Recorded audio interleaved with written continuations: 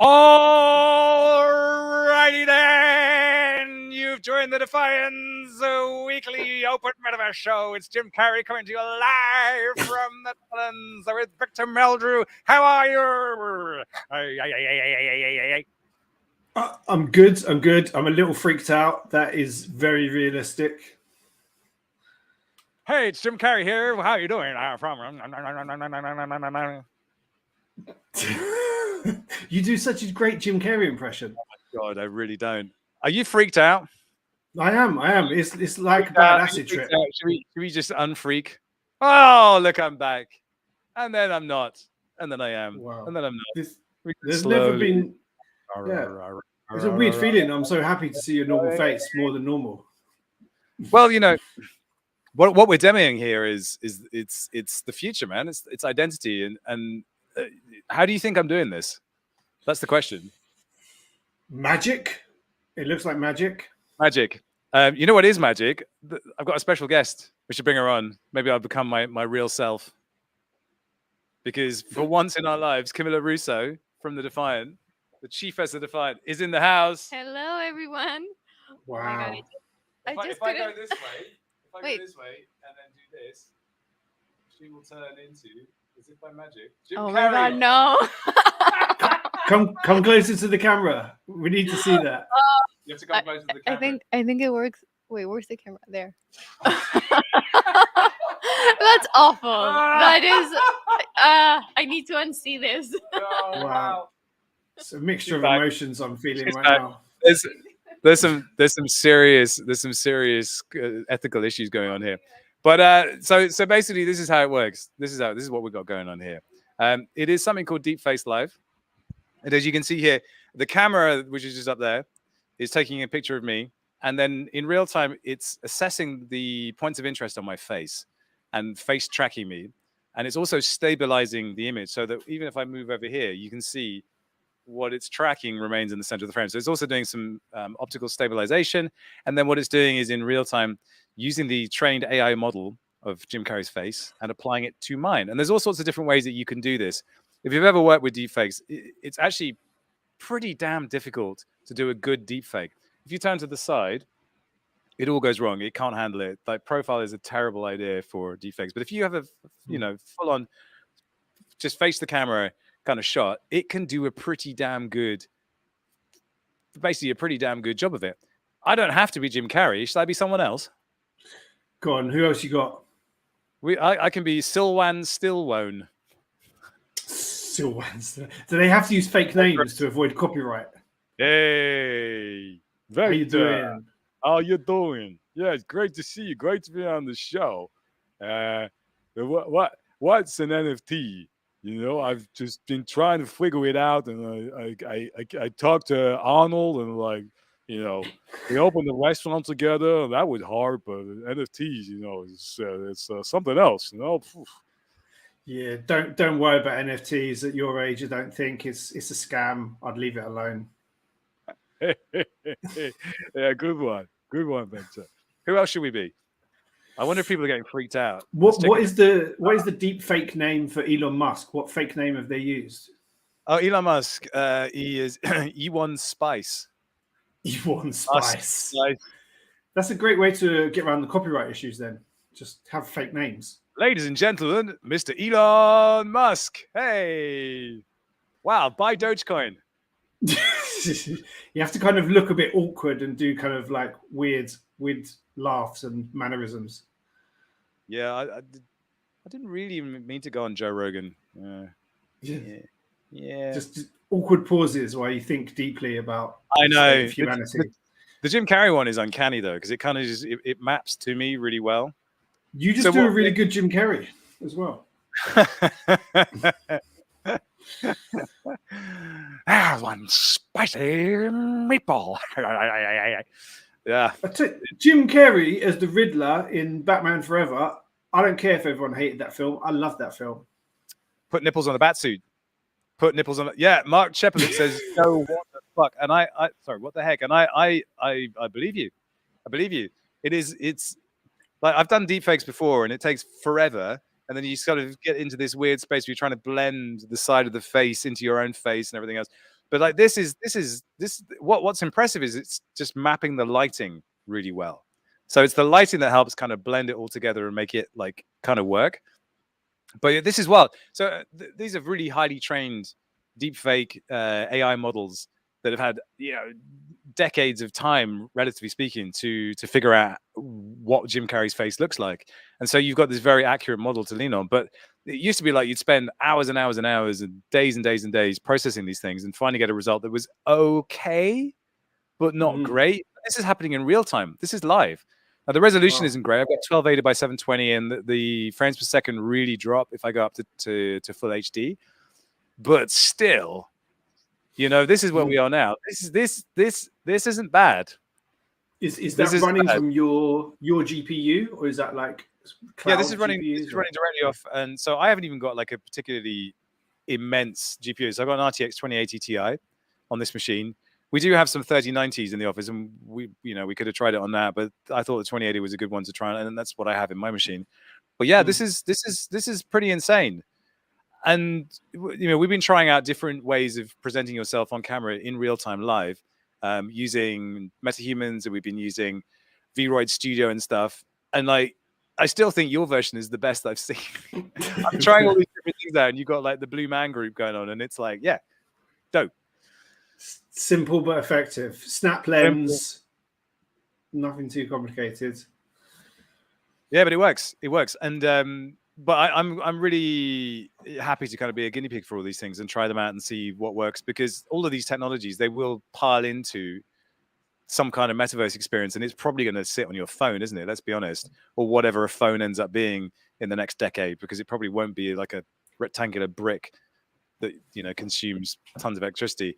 But then it's pretty fascinating stuff, and the whole point of the show that we rebooted, it was an NFT show, now it's an open metaverse show, is because we know that all of these technologies are going to plug in together. And that's why I'm so excited that we've got Jules Urbach on the show, who you sorted out for us.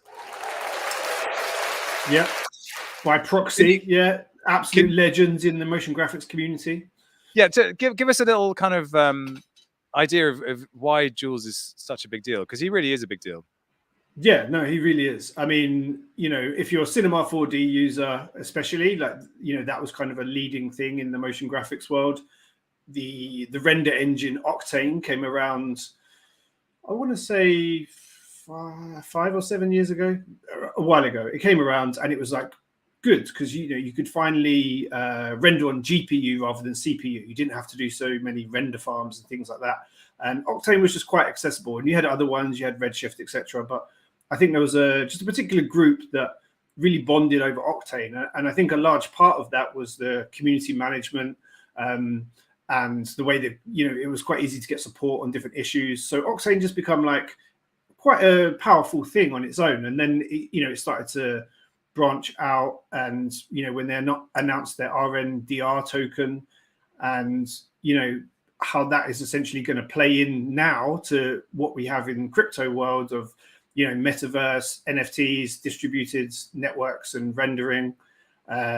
It's just been an exciting evolution to watch, really. So, I mean, Jules, absolute legends. Just he's spearheaded that whole thing. He's been a good leader, and he's understood the different communities he's been marketing to, and now, he has a strong support of people following him into this next step of the journey into the metaverse. For those who don't do 3D graphics and that kind of thing, why is the renderer important? And like, you use this piece of software like Maya or Cinema 4D or Blender, but the renderer is a different thing. And what is the renderer actually doing? Yeah, good point. I skipped over that. Well, essentially, you build out whatever scene in 3D, but it's hard for you to see the final look. This is why, for instance, if there's a Disney film, you hear all these stories about, just to make 1 second takes X amount of days or weeks or something. But a big part of that was always the rendering, just because you have to calculate things like lighting, shadows, especially the more realistic you want it, the more time it takes. So essentially Octane came along and said, we're going to run this through the GPU. You have a difference between a biased render and unbiased render, which is essentially to do with how light bouncing light is calculated. So there's an easier way to do it that might not be as realistic in some ways, but it gives the same result and it doesn't really matter. It's to do with like calculating the photons from the camera rather than from the lights. So you only really understand what lights. Oh, I'm getting too technical already, I know. But essentially, the render is the final thing that makes it look really sexy and polished. And up until now, it's always been a hurdle. It is still a hurdle in some ways, but that hurdle is getting easier. And it gets easier the more we move into real time as well. So it's just a big thing that, you know, so much of my life has been spent waiting for renders. And that is not the kind of thing you want to think about on your deathbed. So the faster people can make that is great. Yeah, so when you pick up a traditional camera, you point it at the world, and the world is reacting to light that is kind of coming from a source and then bouncing off it and affecting other things. And I think global illumination, there was this ability to take light and allow it to have secondary effects. So it bounced off one object based on its reflectivity or its luminance or its emissiveness, and then affect other things in the scene. That's what creates a feeling of immersiveness in a 3D scene and a feeling of realism, because light, as we perceive it in the real world, does bounce in secondary and tertiary ways. And that's what makes all of this so sexy. But it was always a processing power thing, like to calculate all those, you know, all like light passing through glass, for instance, an enormous number of calculations, and the processors got faster and the GPUs got faster. The dream was always to be able to do 3D like pointing a camera. And that's where we get to Unreal Engine 5, which is now out of whatever the testing beta phase it was in. It's now in, it's not full release, but it's pretty close. And I'm now going to add this to the stream.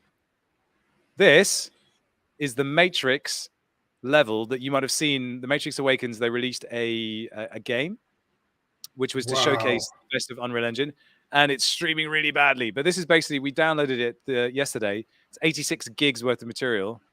And it's basically this full scene with, you know, NPCs in there. You've got cars.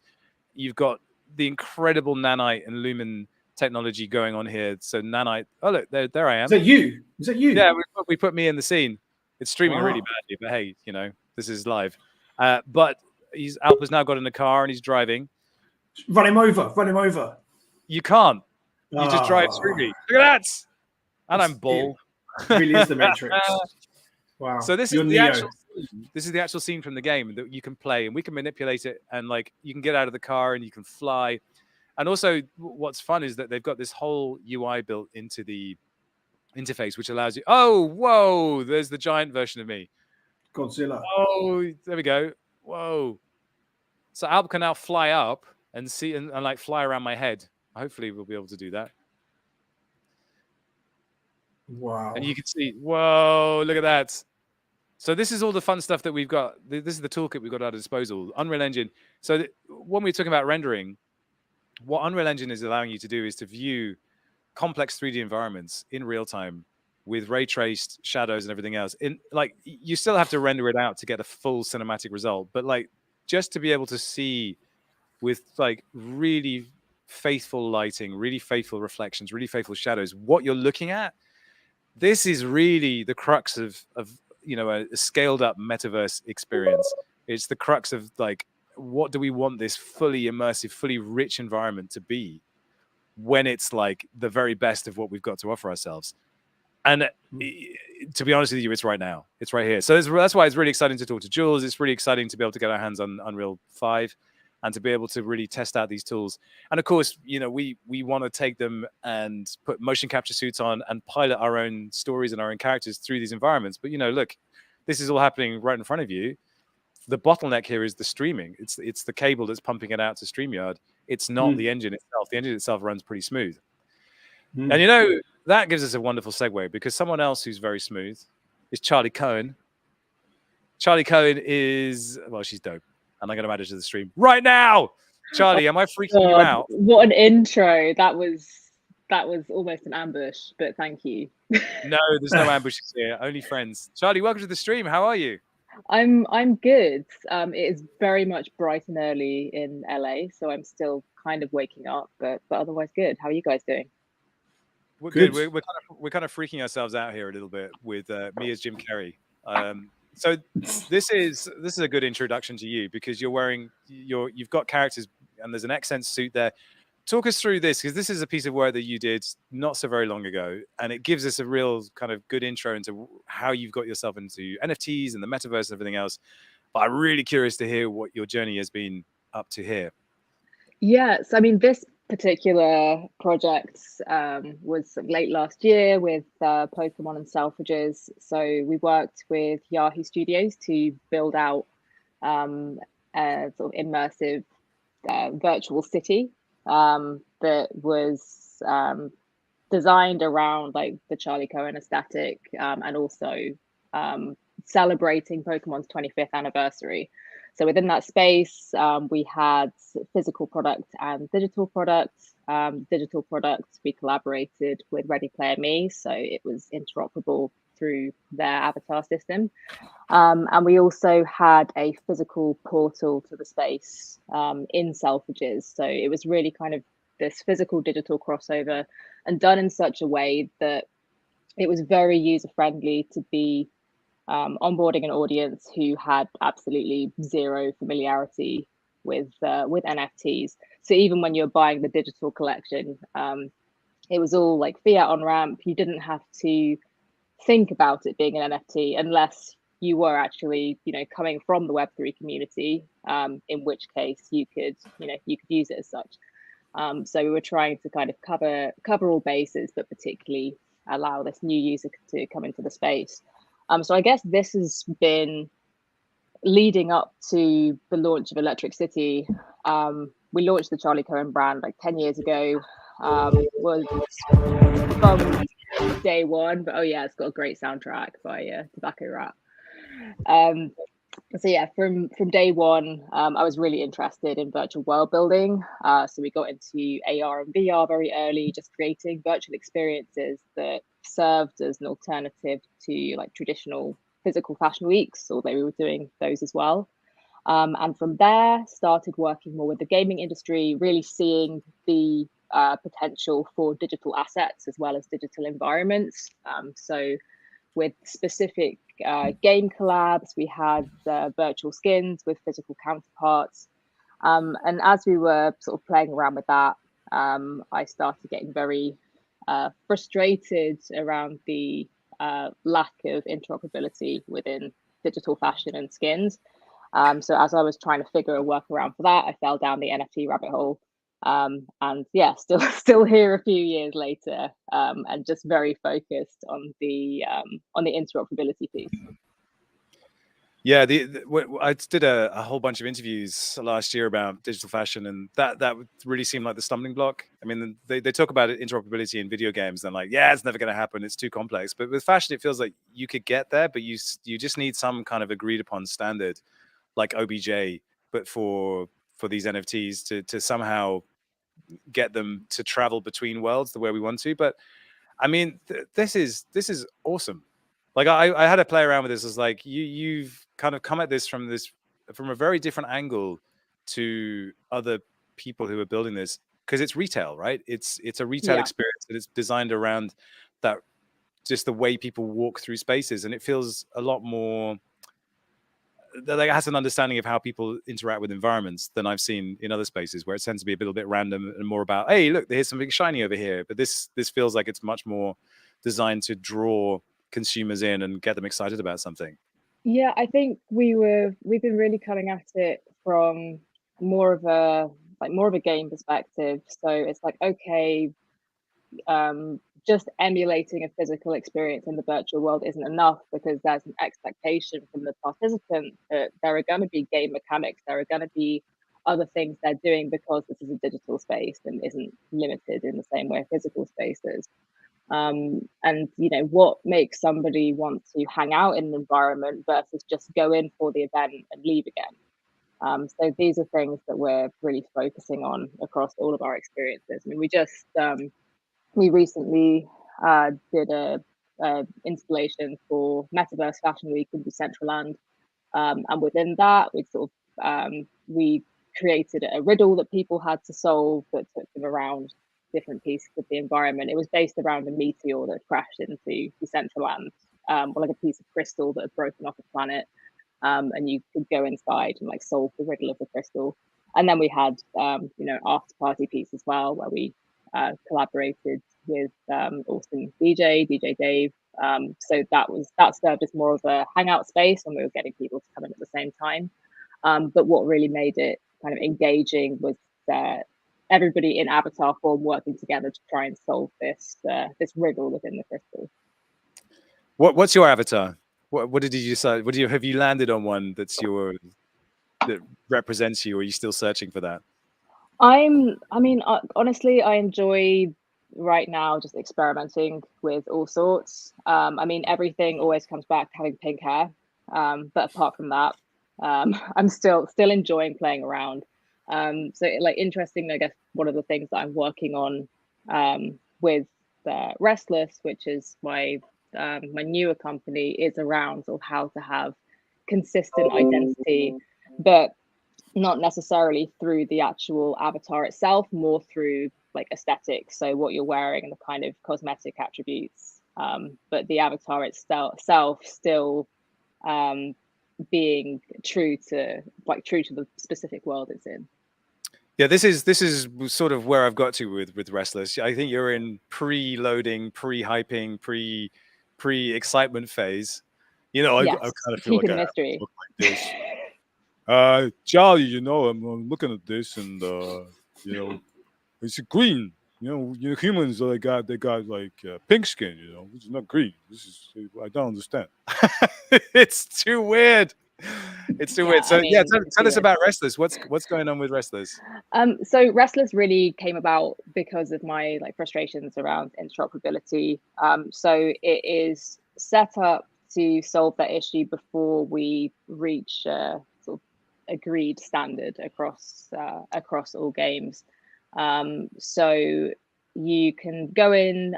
We're doing limited edition drops with licensed IP, both in the Web3 space, so working with projects, working with Web3 native artists, but also traditional IP like music industry, pop culture. So you can come in, you can choose from a range of different wearable silhouettes. You can customize with the licensed IP, and then you can put together a bundle of different virtual environments, game environments, social environments, AR and VR that you want to have a version of that for. And it's set up that it attaches the renders for different game engines to the parent NFT. So you still have it within one bundle, but you have file types that serve each of these different game engines. Yeah, that's fascinating. So you're trying to solve the biggest problem up front. Have it within one bundle. And what kind of challenges are you trying to overcome with this? What is the biggest challenge to interoperability for these assets? It is really been, trying to find this workaround and then figuring out how much of it we can automate. Because right now it has been a very manual process. So it has been sort of working out, okay, how many components of this can we standardize, so that when somebody designs something, the iterations for different environments can all be automated. And then another piece is I think right now there are avatar providers that are doing a great job around interoperability, but working with just sort of a high poly and a low poly version. And one of the issues that I've found with fashion, especially where you have a high level of detail, especially if you're dealing with graphics and artworks, if you're taking a low poly version into say a voxel environment, then if you have a Pokemon t-shirt, you end up with Pikachu is one yellow voxel. And so the point is to be able to actually represent that IP and that artwork in the space. So it's figuring out, okay, how do we treat a voxel environment differently? And as we go into each of these different spaces, how do we treat it differently? So it's not just applying a graphic on the front of the t-shirt. It has to become something else in each of those environments to actually retain the identity of the initial design.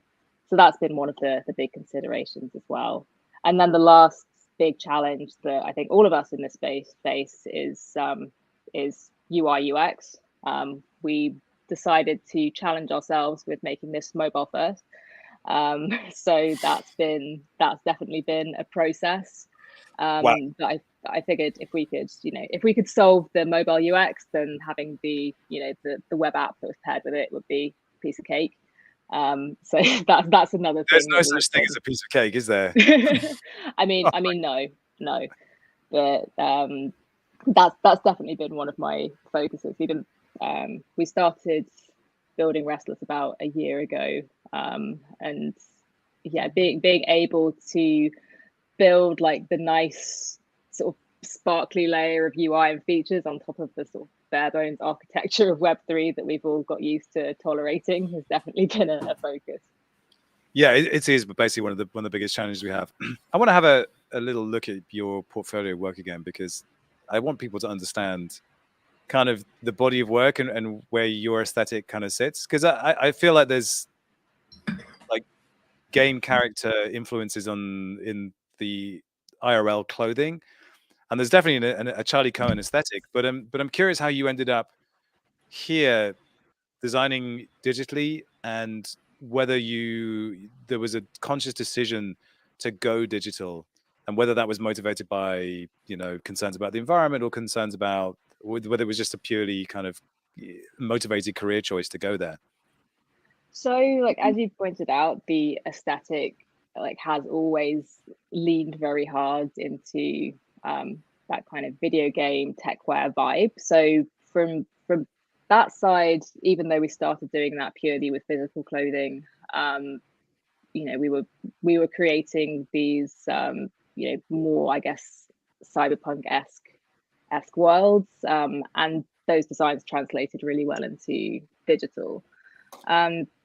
Initially, one of the things I was really interested in with digital is figuring out, okay, if I can shift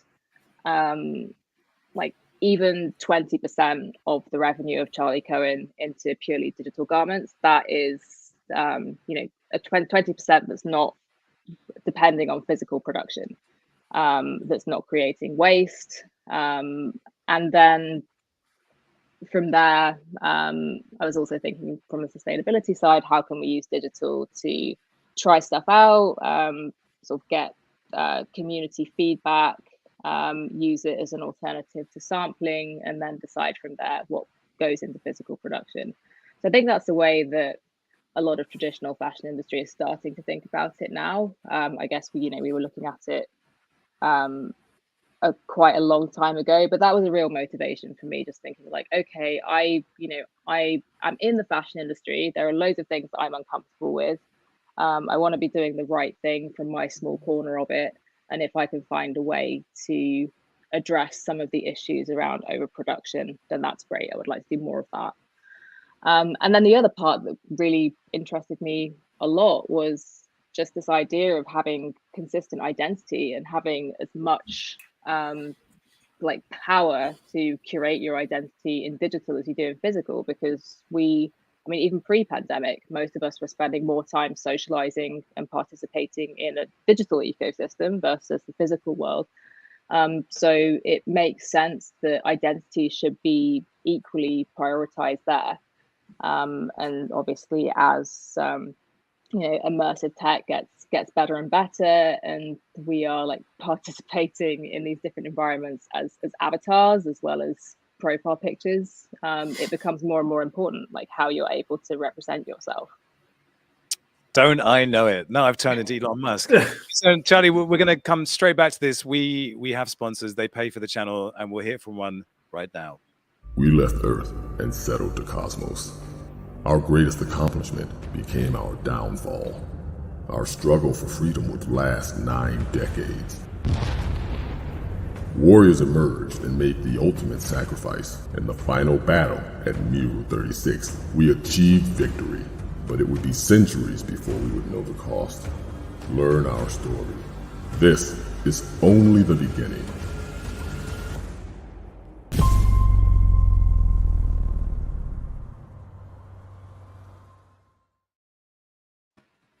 Hey, so that was a pretty good little sponsors spit there, because they're talking about a universe that they've created, about the lore, and that kind of thing. It just comes out. It's so weird. So have you been mindful of creating a lore and the need to create, to be a world builder as well as an asset builder in the story you're creating? Yeah, absolutely. We've, and especially my head of partnerships and who also oversees creative, Ben, he's the one in the team who has been gaming since he could pick up a controller.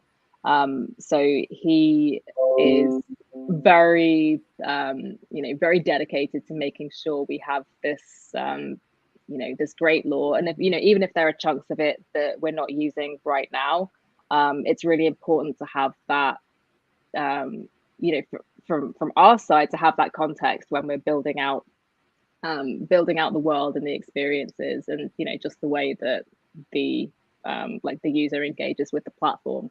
So that's been something that's really key. We have sort of multiple chapters that are going to unfold over the next 12 months and beyond. Yeah, it's a lot of work. And stories, as I think these projects go further down the line, that they have to respect the canon. That you have to kind of make sure that the canon is respected all the way through. And I think if you're a Star Trek fan, there's so much canon now that it's like, how do you preserve all of that, but also innovate and move forward in a space in which nobody really has the answers for anything, and you might well have to pivot quite heavily in the future, and you probably will at some point. But I wonder how far ahead you're looking in all of this. I mean, in terms of lore, it is as technology and things adapt, I think you can still twist that around to fit into how the actual product and tech itself is evolving. So that's not so problematic. If anything, having this sort of well built out lore makes things easier, especially as you're kind of onboarding new team. It really helps to keep things consistent, like the tone of voice and the visual language across everything. So it's been more of a help than added work. But yeah, obviously there needs to be that flexibility in there to pivot and adapt over time. It's startup life, just on another level with the speed that things move in Web3. And community, you love them and you hate them at the same time, I can imagine. I love them. I love them. And if anybody is watching this stream, genuinely love you guys. And do you have community contributing to the lore as well and writing chapters, or are you ring fencing your IP to a degree? So we will be opening up more areas to community as time goes on. The product's still pre-launch right now. So we're getting sort of everything refined in-house, but definitely as things roll out, there will be more and more community participation. Interesting. We were going to be talking to Jules Urbach later on. Do you find yourself hitting the render buffer and tearing your hair out because things just don't render properly? Has that been a journey as well? I mean, definitely. Yeah. I mean, it's especially because what we're doing is creating renders for most game engines. So we're hitting that pain, across every engine that you could possibly think of. So yes, that is challenging. And again, coming back to having a mobile first UX, that's if we want something to be, if we want great graphics to be running well on mobile, that's another consideration. Yeah, and I guess mobile is going to be one of those areas where it probably is mobile more than anything else. I'm just looking at what my kids do, to be honest with you, and they're all over Roblox. It feels like Roblox is this kind of just rich sandbox for everyone to do things. But it's curious. It's just funny for me that they went there. So I showed them all this Unreal Engine stuff, and I go, "Wow, it's really cool." And then I try and make something happen, and then 3 hours later, I'm still trying to figure out the blueprints and stuff. But they can just go and build in Minecraft or in Roblox, and it's really cool. But for you to design something for Roblox and really simplified, pixelated versions of stuff, kind of it's sort of soul destroying in a way, because you You want to do rich textures and details and everything else, and game worlds and game engines don't allow you to do that at the moment. Yeah, I mean, I enjoy both, because it's like, okay, if I'm working with like literally Lego, like how do I make this look cool? I quite enjoy the creative side of that. And like honestly, we're working with some incredible voxel artists that sort of make magic out of these you know, these real limitations. But yeah, you know, obviously most like designers and artists in the space would love to be able to work purely in the like, you know, Unreal 5 type of level of render. Have you played around with motion capture at all? Because I saw there was someone in an Xen suit. I guess you were probably at the shoot for that. It's yes, yeah, we played around with motion capture quite a bit. I'm trying to probably again from like 2015, 2016. So we were creating VR experiences from quite early on. So yeah, that's something that is really fun. Just like bouncing around in a mocap suit and doing crazy shit. Especially, I think the first one we did, we were working with a stunt actress, so got to do like all sorts of awesome movements. Yeah, I don't know if you know what the plans are at the studio here, but we invested in some suits a bit like the Xsense ones, and we realized very quickly they just wouldn't work for us, because I don't know how much cleanup you had to do on your on the mocap data that you got in, but it's prohibitive, and it makes it very, very difficult to do stuff on a YouTube schedule. And I think Yes. that's really, for us, that's the thing. So that's why I test out these real-time solutions for stuff, because I want to see what's possible and how you can use it, because for me, speed is everything. You want to be able to get to the result as fast as possible. Someone's actually asking how we do this. I'll show you. Did you see the beginning of the stream when we were demonstrating how to make me into Sylvester Stallone? No, this I need to see.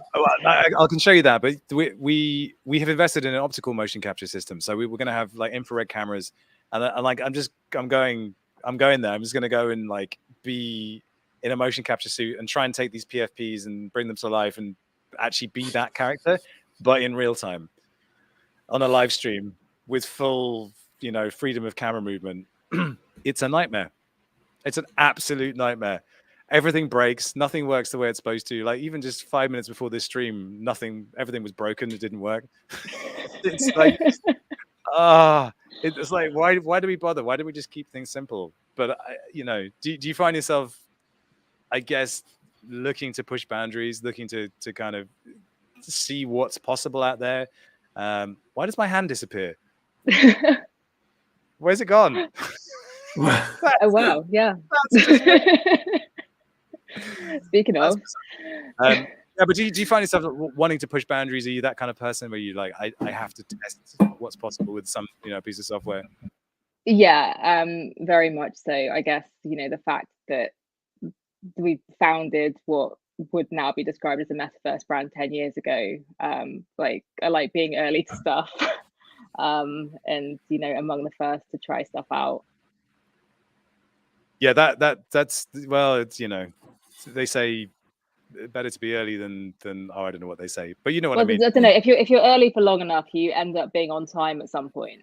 You do. Well, I started playing around with deepfakes 2 years ago, and it was painful, to be honest with you. But this is basically what's happening. I've got a camera over there that's looking at me, and then this is basically, it's taking my face data and it's stabilizing the image. So even if I move over here, you see that the input is staying where it is, and then what it's doing is it's mapping the face that I ask it to take over here. So I can change from I think that's Alexander Daddario, that's Alexei Navalny, and this is Elon Musk. So I could just select Elon Musk, make sure I've got the graphics card switched on, and then I become Elon Musk. There you go. So now I'm streaming as Elon Musk, and it's like that. It's very easy to just turn the face off, so I can now be myself, or I can do a blend. So I'm half and half, which is just horrifying. Let's switch it back on. Or we can be Jim Carrey. Jim Carrey worked pretty well. But it's funny how the Jim Carrey face works really well if you smile really wide. You get plenty of facial movement and you get the teeth. Oh, yeah. No, it really looked like Jim Carrey. Oh, hello, Charlie. Welcome to the show. Wow, well, it's nice to see you over here. So that's the Jim Carrey bit. But it's funny how you put this skin on, and you instinctively you have to sort of become that character. And so I'm curious to see what it's going to be like for me if I can take the PFP like a fluff or an ape or a me bit, how I would change internally to be that character, or what my impression of that character would be, because I know it would have to change. I'd have to be something different. I'm really curious to see what that's going to be. You were talking about identity and who we are, and I feel like our identities are fractal. You know, they have these shards that stick out at any given time of day. My boss is here at the moment, and I became a different person today. I mean, she's never here. So I was like, yes, I'm very organized. Like, I'm never organized, but it was amazing. She should be here every day, and then I might get more work done. But there you go. Are you curious to try this out? Oh yeah, I mean, absolutely. I mean, both like horrifying and amazing. Yes. That's what everyone says about me. What a bio. Oh, I know, but like the funny thing is, like, all of this stuff, you feel like it should be powered on a really powerful PC, but it's all coming to a mobile. Like, all of these technologies, they you know, like what's in here is so insanely powerful. So we're using like Apple's AR kit to capture faces. You still have to do a lot of cleanup, but you can still get full real-time facial motion capture off an iPhone. It's insane, absolutely insane. It is insane. So are we going to be dependent on blockchain for proof of identity as this becomes more prolific? That is a very good question. That is a very good question, because I think the thing about PFPs is they render identity into a different context. So proving that you are who you say you are as an avatar, but only to a certain degree, is kind of important. But I have a feeling that it's also going to make those who don't hide behind a digital mask and who are real more interesting, actually. Yeah, I mean, it's already kind of a novelty to be doxed in the space. But I also, you know, I guess one of the things that is really special about this space is how okay it is to not be. You know, I know people who've, you know, been forced into pseudonymity because of like actual risks to their safety, and being able to actually build and create a brand around an identity without it having to reflect your physical face is very powerful. Well, I have these. These are my gorilla super plastics. But like the gorillas, they did it first, right? It was, you know, this virtual band, and it helped that the music was also great. But like, it's. Do you follow influencers like Little Michaela, or I mean, there's a bunch of them now that are on Instagram that are like not real? Yes, yeah. I mean, Lil Michaela especially, but it is very interesting to see how like the CG influencer is going to develop, and whether that's a good or a bad thing. Yeah, well, VTubing was something I was looking at very closely as well. So for instance, Azuki's work really well for VTubing, because that's that kind of manga anime thing. And when the character is simpler, the real-time kind of movement and capture is actually pretty good. So that they lend themselves really well to VTubing. And VTubing, it's just this weird subculture. And like the people who find themselves in there, what you learn about them very quickly is that they've got a personality, but they're just massive autodidacts. They just learn technology and they figure out these really weird solutions, and they go on like Japanese sites and just figure out how to code up a thing. It's really fascinating, and it's a real hacker mentality to get these things up and running, and that really feels like it belongs in the world of Snow Crash, and just kind of hacking into things and figuring stuff out, and like the positive side of hacking as well. It's a really rich kind of weird space that we're in. And it feels very science fictiony, but it's actually right now. When I show people this deep face stuff, this is the future. But it's right now. It's so weird, and I'm Sylvester Stallone. It's just bizarre. It's just bizarre. I want to create some propaganda videos with it. Well, you could, and like, you could be extremely damaging as well. The voice part is also very, very difficult. Like synthesizing Stallone's voice, but what's really disturbing is that there are banks and banks of computers chugging through voice samples of Trump and Obama right now, figuring out how to make a very plausible real-time voice of like significant people, and you can imagine how much damage you could do with that. It's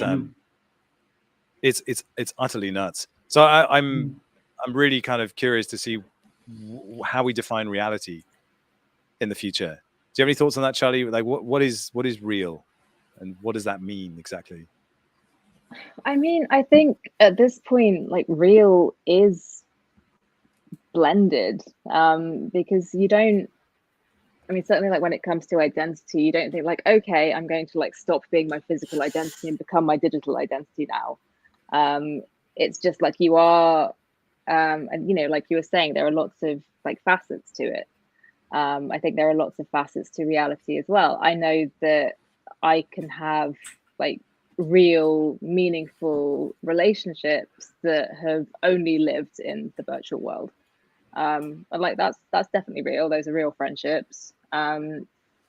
So I think real is evolving. Yeah, my wife says, when I say, "Oh, I've got lots of friends in crypto," she said, "They're not friends." And I find myself wondering, well, what does that mean exactly? Like, Vector, are we friends? We've never met in real life. I like to think so. Friends, are we? I believe that we are. She doesn't see it that way. She thinks, well, these are acquaintances. It isn't just semantics. That there is a difference between somebody that you go and have a beer with and somebody that you go and ape into something with. But what is the difference? Because I mean, there are groups of humans that we are overtly degenerate with, and that's part of the appeal of this space. And we wouldn't do that if we were with them in real life, because we probably wouldn't want to meet them in real life. Truth be told, it's actually much more satisfying to not meet them in real life, and that's weird, right? It's definitely strange, especially with this whole world. So many people are based online, and all these the level of anonymity as well, and it's a new experience to have. And it does. There are concerning elements to it, in wondering if you're losing that element of human connection that you have to kind of be conscious of. But I mean, I think if you can still respect somebody and have love for them, essentially through interactions, even if it's not completely physical, I think. I definitely agree with that.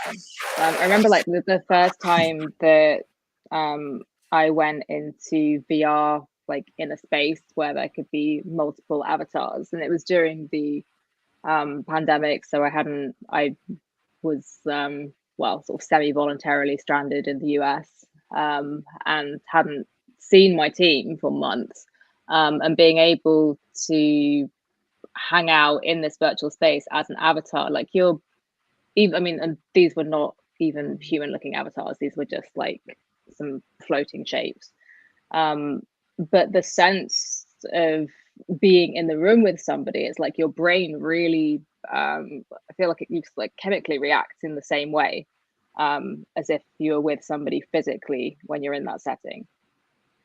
Yeah, it's VR. It's such a shame that it's such a ball ache to get there, because it really is like the Quest makes it easier, but like when you go full VR, like, and I don't know if you've ever gone to Somnium, for instance. Somnium is, you walk in there and it's like,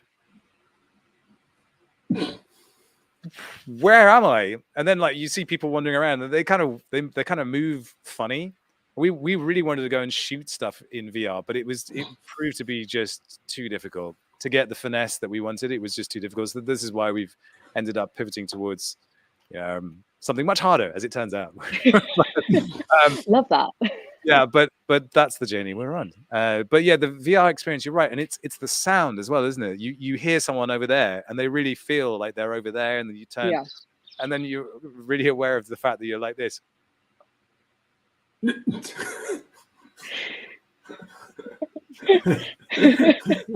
It's like 2022. Or just like floating through people. Floating through people is wonderful. as is flying. I found myself getting really sick in VR very, very quickly. Did you use VR chat? Was that where you were at? So it wasn't in VR chat. It was in a space called the Museum of Other Realities, which is an insane VR space. You can download it on Steam, but we built an experience in there with I don't know if you're familiar with Gudetama. It's a Sanrio character. They are a depressed egg yolk, essentially. And we created this VR experience through the lens of Gudetama to for people to come in and like experience like how you'd see the world if you were depressed, which is also, you know, a very powerful thing that VR is able to do. Like you can create real empathy because of the way that your your brain believes that you're in the setting. Yeah, it's terrifying at times. I played a lot of game called Pistol Whip, and I found myself getting a lot fitter because I was just physically active, and I was like, well, that's a real net positive of VR. That my my physique is improving as a result of just being in this space, which is not something you associate with video games and anything else. And I do feel like there's an opportunity to make us more physical with these things than perhaps we think we will be. But there's also just the sense of just like who we are is just going to radically change, and how we express ourselves is going to radically change. And this notion of gender as well, like you can be an egg yolk. I mean, what gender is that? Yeah, I mean, famously not a gender. Every time that we were calling like Gudetama he, just getting pulled up by Sanrio. It's like, no, you can't have a gendered egg yolk. What? You can't have a gendered egg yolk. I don't know what to say. No, nothing to follow up. No, that's bizarre. That's bizarre. So yeah, but that's the thing about VR chat. There's literally there's any type of avatar that you could possibly imagine. And also what I love about it is you've got like a mirror in there, and you walk up to the mirror, you're like, oh my god, that's me, and it really is you. And then you kind of go and meet freaks and weirdos all over the place, and then you realize 4 hours has passed and you're in trouble. So which is the sign of a good experience. That is a sign of a good experience. Did you ever do like immersive theater experiences, or did you ever? Yes, I've done some immersive theater experiences. Yeah, those. I mean, that's wild because you could go 4 times in a row and have a completely different experience every time. And that idea of non-linear storytelling for someone like me that makes films is terrifying, because I want to have a road, and I know exactly what's on that road, and that road experience is designed, and that's what happens, and that's not how this is. And I've had to kind of abandon that idea of extreme authorship of stuff, and then just go and exist in the chaos. Do you have like a customization feature ahead where people can just make whatever they want out of the things that you give them? Because I know you've got that on your physical clothes, you can customize and you can change them a little bit, but will that be part of the digital collection as well? Yeah, so Restless starts out with a fairly high level of customization, which will be building out over time, and we'll be introducing user-generated content after we've sort of piloted it out with our initial kind of curated collaborations. Yeah, interesting. Vector, how are you thinking about all of this? Have you seen Charlie's work? Have you seen? Yeah, of course. Yeah, we're Twitter friends. Oh, you're Twitter friends. That's real friends, right? That's still real friends. Yeah, that's real friends. That's real friends. So Charlie, who have you seen that's impressed you in this space? That's not you. So there is an engineer called Brianna Fay, who's been creating she's just done sort of the first generative project around it, but she's creating these sort of spatially computed homes that you can you can actually make at your home, and then it's something that is transportable and interoperable. Interesting. This interoperable thing, actually, because you touched on it earlier, and I thought I obviously think about this from a technical level because I delve into that world occasionally. But when you were saying like the solution to it is bundles, because the way I think about it is, you can essentially make the model file, and you're saying that model file needs to be bespoke for different worlds, more or less, because some of them are kind of similar, and then some of them are drastically not similar, like the voxel-based stuff. And then is the limitation more from maybe if there's a similar mesh that works across a few different worlds? Is the problem become the simulation, basically, the simulation and the rig? Is that where the interoperable problem lies that you're trying to solve technically? Yes, yeah, pretty much. Okay, and so because I see a lot of people excited about it now, but when I look at it now, it still feels very difficult to like do good simulations. You can design really cool clothes and you see great renders, but then that's really hard to essentially recreate in maybe like AR, and then even similar in a similar way in something like a game engine, right? Because it's physics. It's definitely harder, and I feel like with AR it's a bit easier to translate, but in a game engine I think it almost becomes harder the lower resolution that game engine is, because then you're trying to figure out how can I make this look good and look like an accurate representation within the space. So I feel like, the higher fidelity something is, like, yes, it's more there are more complexities from a tech standpoint, but you still know exactly what you're creating, and you have to redesign stuff as you get lower and lower fidelity. Yeah, that sounds like a massive ball ache. Really, it is a massive ball ache. That's why we're taking that, we're taking that on, automating it, and trying to remove that for artists and designers.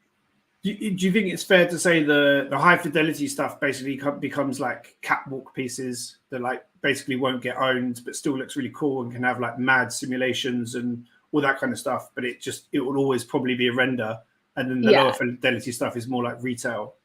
Exactly.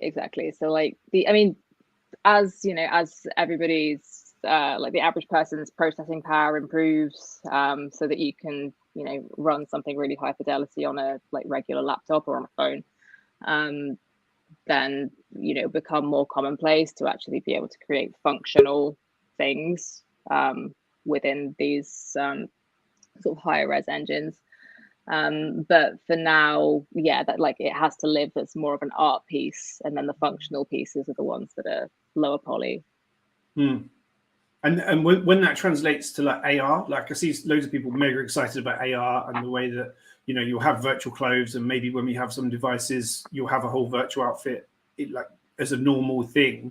But currently, that feels like it's still quite hard to get rigs and simulations that are quite advanced. But are you excited about the AR aspect, and you're developing stuff for that? And if so, how? So with Charlie Cohen, Snapchat are an investor in Charlie Cohen as well. So we've played a lot with AR and had a lot of access to beta stuff as it's been released, and things are kind of rapidly improving, really led by Snap around body tracking, which is what's been historically a real issue, is trying to create wearables. You end up with these really janky, glitchy experiences. So that's improving. But I think where I'm more excited about AR and how we've been using it is how an AR lens can interact with a physical garment rather than replace it.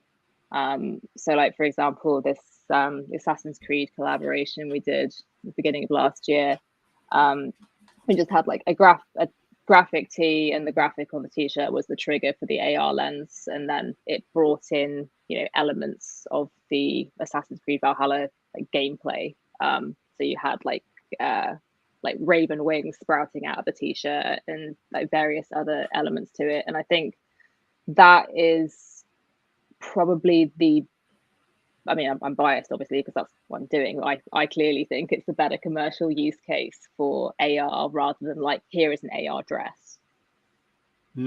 Interesting. Okay, and Snap seems to be leading the way, right, with the technology compared to everybody else. Yeah, they committed to AR very early on, So they're extremely developed on that side.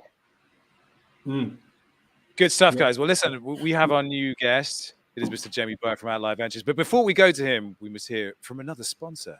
NFTgo.io is an all-in-one NFT platform to help you find everything you need to know about the marketplace. Hungry for data? Get informed on market sentiments, upcoming collections, data of top collections, and even the behaviors of the biggest whales around. There's always something more you can learn about any specific collection, like the price trend of that collection you have, who co-owns the project with you, and their trading habits. It's all right there. And it even helps you find the lowest price on the market for you to make an informed decision, which, let's face it, is a big helping hand. Check out nftgo.io today. So I was happy to have Jamie Burke here when we came back. Didn't work, but now here he is, the man himself from Outlier Ventures. Jamie, do you know Charlie Cohen? I think so. I'm not sure if we've met. I feel like we've crossed over. In fact, I feel like I saw you on a panel at South by. Yeah, sorry about that if that happened. Oh, it was one of the best ones. Yeah, all right, I'll take that. And by the way, I am really upset you've got your Elon Musk avatar on, because I had a custom Mark Zuckerberg one made, and I just tried to put it on now. Let me try and do it again. I saw you were flapping around with it, trying to make it happen. It doesn't work. Yeah, look, let me try again. It's not going to work, but let's try. Sorry, I've moved to Jim. I put Jim back on. It's bizarre. Right. I'm not going to compete with that. I'm not going to compete with that. That'll just be me. No. Listen, how are you, Jamie? It's been a while. I'm good. Yeah, busy, but good. So the thing about Jamie is he is probably the person that really jumped on the idea of the open metaverse kind of before anyone else did. This is the Outlier metaverse, open metaverse thesis, and I suggest everyone should read it. But I wonder if you could give us a kind of overview of your ongoing thoughts on the open metaverse and where it's gone since you initially wrote that paper.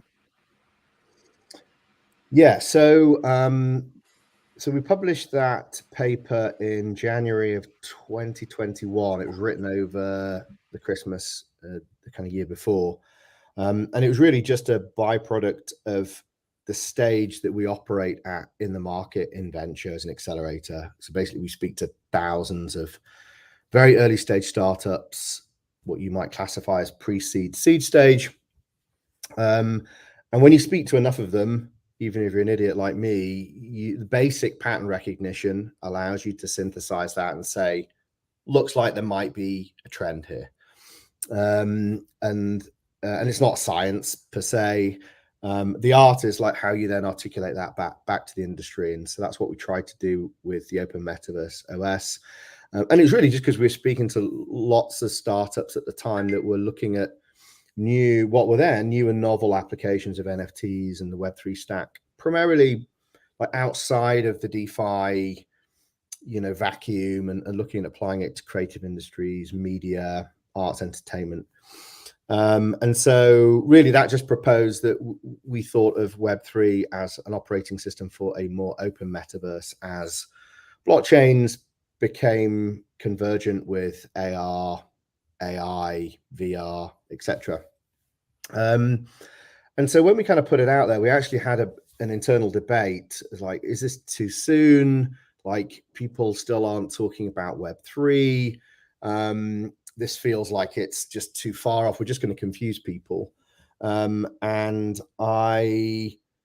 we ended up pulling the trigger and turned out to be, the right decision. And then of course, an avalanche hit the world around NFTs and even to our surprise, Facebook made that very public transition to become perceived as a metaverse company. So it all kind of happened a lot quicker than even we'd thought. At the same time, you kind of saw this emergence of the early stages of play to earn and how tokenization and game theoretics could be applied in the context of gaming.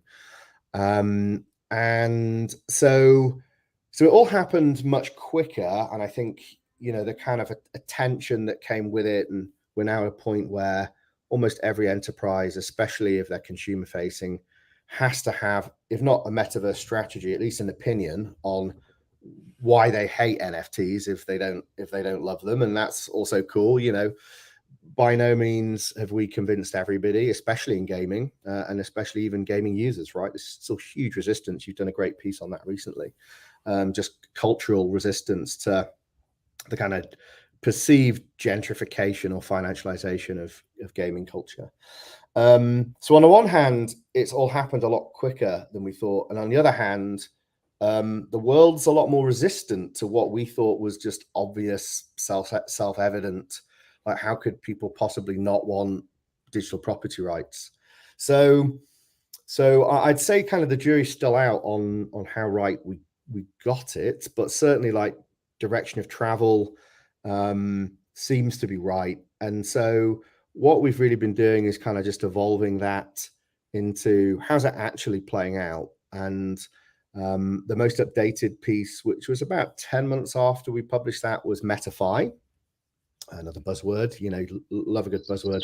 Kind of the job of VCs, just come up with buzzwords, not good for much else. And so, you know, Metafy is basically looking at DeFi in the context of the metaverse, the kind of collateralization of NFTs. But actually is a really important thing for us.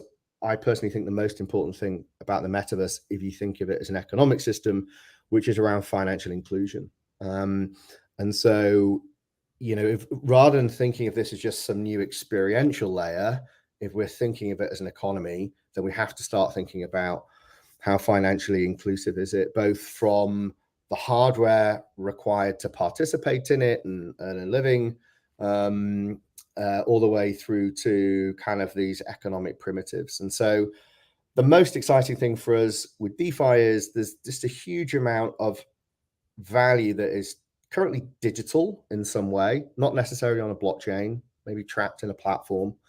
And if you are the notional holder of that value, well, firstly, you're not, right? I mean, I think we all probably agree with that, and it's already been probably covered in the first half an hour of this show, right?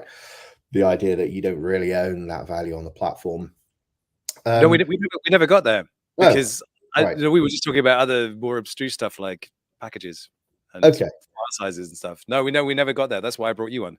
Awesome. Bring it down all to right. earth. Well, you know, fairly simple. You know, the platform owns it, you don't, right? And you get to use the platform, but you can't. It's almost a sunk cost, right? So I mean, gaming's the perfect analogy. You play a game for years, you invest money, time, and then you want to leave it. Everybody always leaves a game at some point. You get bored, or you realize it's perhaps not the most productive thing you could be doing with your life, and you want to exit, and you can't. It's a sunk cost, and so hopefully you've got enjoyment out of it, but that's about it.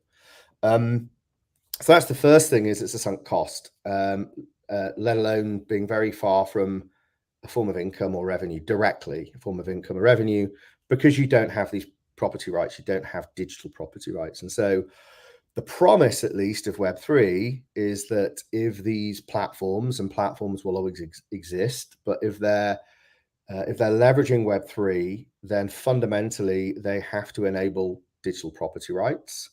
And what that means is that the user has sovereignty. They're in control of this digital value in whatever form it might take.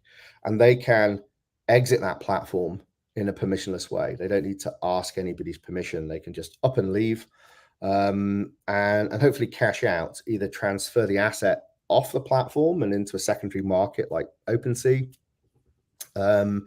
or kind of somehow cash out in a stable coin or some form of cryptocurrency.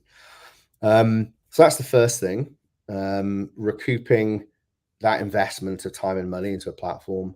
But then the second thing is that those forms of digital value generally are not recognized by the existing financial system.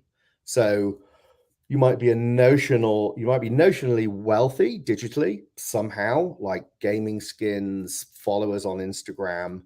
But if you go to a bank and you say, well, I don't know, I'm an Instagram influencer, they'll probably go, well, it doesn't sound like a job, sounds like unstable income. What if they remove your account. I mean, they probably wouldn't have this nuance, but these are the kind of things in the background. Well, you know, what if they just revoke your account? You get deplatformed, then you lose that income. Sorry, we just can't lend to you. Your profile isn't going to be acknowledged by the financial system. And so I think the promise with MetaFi, and which is an outcome of the open metaverse, is that there is a financial system in DeFi, as long as there is at least one other person on the planet that thinks the thing that you have is of value, then you can take out a loan. In theory, you know, you might have to over collateralize it, i.e. the value of the thing that gets locked up in a smart contract is significantly less than the money that's being lent to you. But nevertheless, you could get a short-term loan, and, you know, potentially in the not too distant future, you might even be able to get a student loan. You might even be able to get a mortgage. And so the promise potential for me of MetaFi is that all of a sudden you have whole generations, billions of people with billions, trillions worth of digital value that could be acknowledged and accepted in a financial system as a form of wealth. And that's, I don't know how it's going to play out and exactly how it's going to happen. Is it gaming? Is it something else? But that feels quite powerful. And I think it's going to be social. More important than anything else, people will find a way to connect with each other and create value in some form. It's just that value has always been kind of lost in the breeze, and now it'll have a place it can go, like my voice. And so Charlie, I'm curious whether we were ever thinking about money, first of all, whether this was a thing that drove you to move into this digital space, and secondly, how much pushback you've faced from either the game industry or the fashion industry, from the industries that you were in that hopefully respected you. Did you find pushback from there? So the first question is about money and the financialization, and what your thoughts are on that.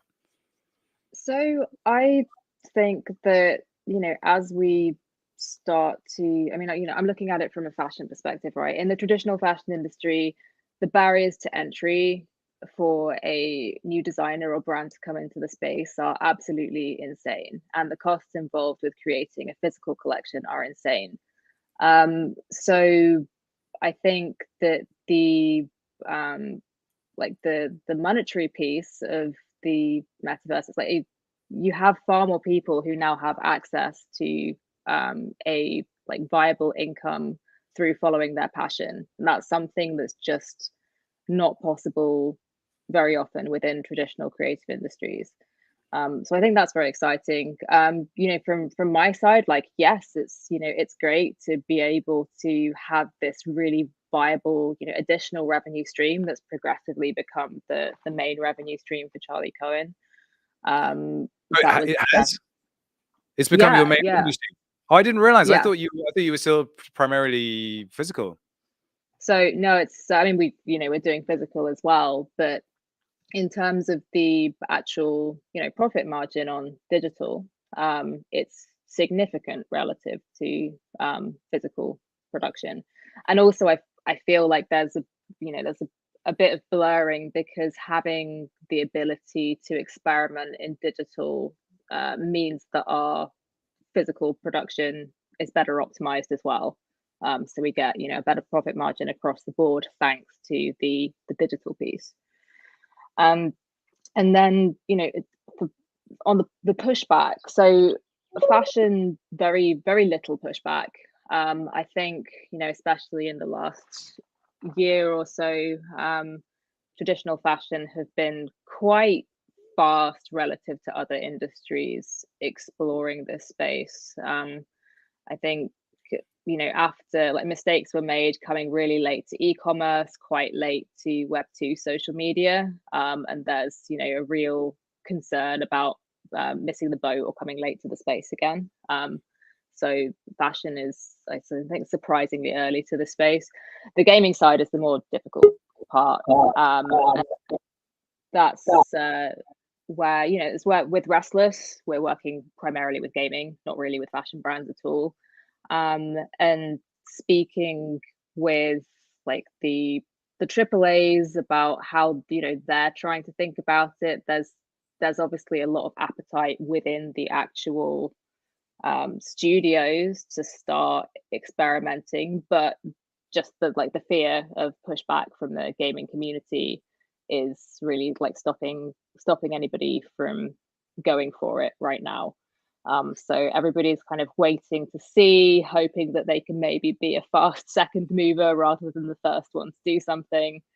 And the the resistance from the gaming community, it's pretty much a meme now. Like it's not even like, how much can education do when there's just this immediate reaction to the word NFT? I think to be able to start onboarding that community, we really need to like rebrand Web3 and NFTs, because it's almost sort of past the point of no return when it comes to resistance from that particular audience. Well, there's an instant triggering, isn't there? This knee-jerk reaction, like, uh-oh, it's financial extraction, Mark 10. We're about to be exploited. What's the value for us? Even though it's quite easy to explain where the value is, because like Jamie, as you said, you'd think that like owning your assets would be a great incentive. But yeah, there is just this like knee-jerk reaction as soon as the word even comes up. There's definitely a feeling that there is there's an inevitability about all of this, and that you're either on it now or you're just going to have to pick up and go. And I think that's the thing that probably scares gamers the most, is that this is already set in motion. It's happening. And on that note, Charlie, I think it's time to say goodbye to you, even though I would dearly love not to. We have another guest waiting in the wings. Right. But it's been absolutely fantastic talking to you, and I wish you all the best with Restless. I can't wait to see what you do next, because I love it. I'm going to go and buy Thanks so some much. immediately So after the show. really Take great care. to chat with you guys. Bye. Bye for now. Bye. Bye. So we will say goodbye to Charlie. We will just hear from one of our sponsors before we bring Jules Urbach onto the show. Is your crypto sitting idle without earning you any passive income? On Nexo, you can maximize the value of your crypto in no time and earn rates of up to 17%. Their web platform and mobile app are super easy to use. You can buy crypto with cards instantly and start earning interest paid out daily. The Nexo exchange has over 300 market pairs. Every time you swap or buy crypto, you get up to 0.5% cash back that's automatically added to your wallet. If you want to finance buying a car or a trip to a faraway place, you can borrow cash by using your crypto or NFT as collateral. You don't lose your crypto, and you can get borrowing rates as low as 0% APR. Nexo has over 4 million users worldwide, and their platform is equipped with a top-quality security infrastructure designed to ensure maximum protection of assets at all times. Go to nexo.io and get started today. We are very, very excited to welcome Jules Urbach onto the stream. I mean, Woo. Vector, you and I were giving this man mad props earlier on, but seriously, Legend. absolute legend. Jamie, are you aware of Jules and his work? I am indeed. Fantastic. Jules, thank you so much for joining us. You are the man behind Octane Render, Otoy, and of course now Lightstage. So I don't know where to begin, really. Obviously, I'm not Jim Carrey, but I'm kind of using Deepface Live to become Jim Carrey in real time, because I'm fascinated by rendering and particularly real-time rendering, and that's been kind of the core of your business for the longest time. But I'm really curious to hear from you how you got from Octane through to the render token, through to what on earth is on the horizon with motion capture, with face capture, with performance, all of these things. There's just so much to dig into. Oh, there is. Thank you for having me on the program. I started Octane, really 20 years ago. I remember April of 2002 is when I think I got the Otoy.com domain, and then I was working on ray tracing. It turned into the Octane GPU product that a lot of artists use today.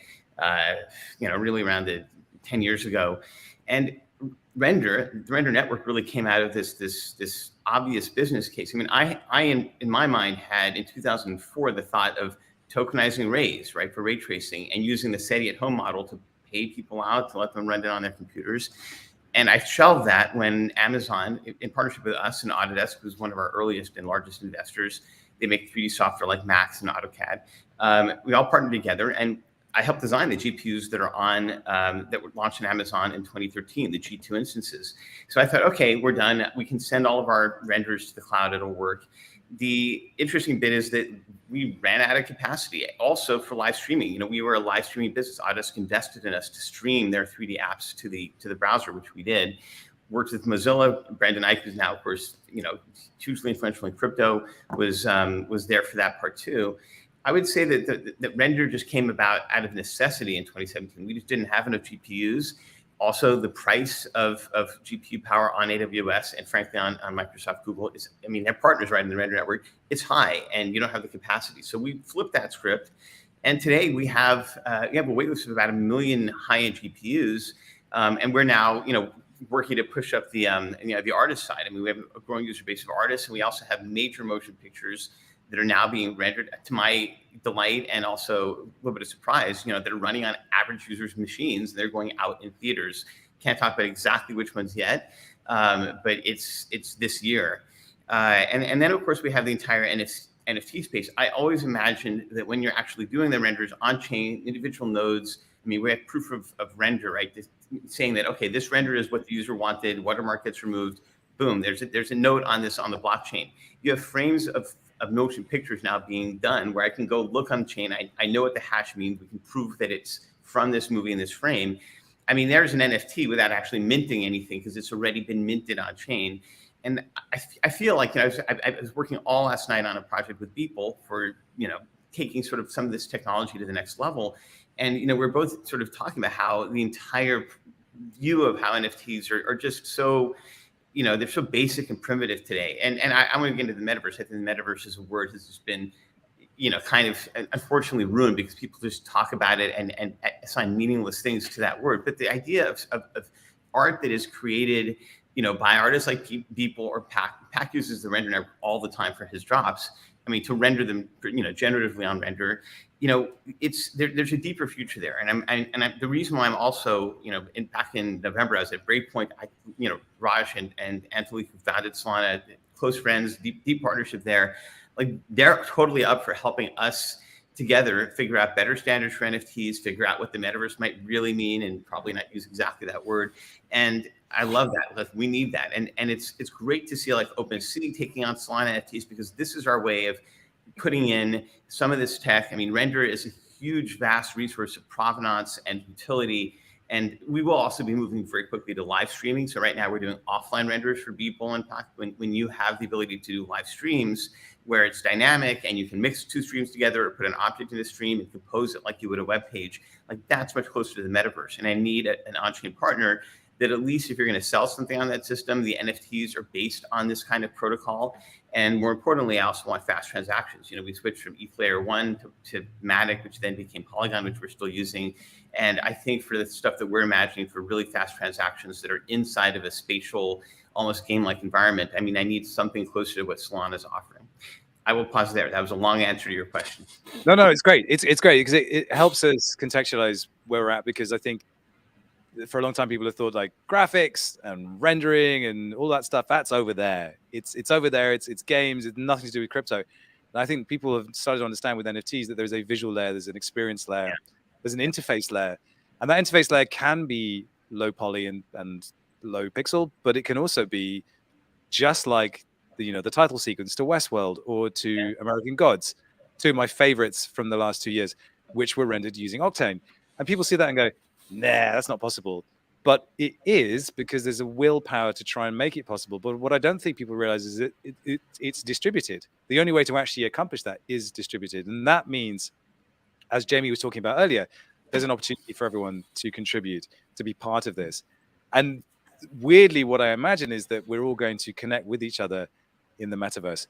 But George, do you have a kind of pet definition for what you think the metaverse is?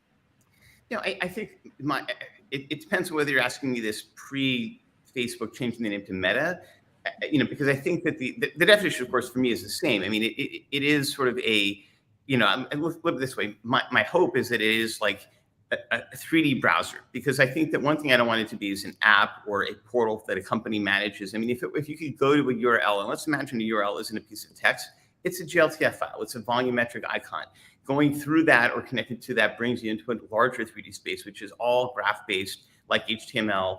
And you have, any number of vendors that can create browsers. Maybe they're future web browsers, like Brave and Opera, and those guys are already adopting Salon. I know for a fact that they're open to having their browsers be portals into the metaverse. We work closely with Apple, obviously, at some point. Well, part of why we have an app and why we're doing all this work is I want to make sure that at least an Apple device also has equal access.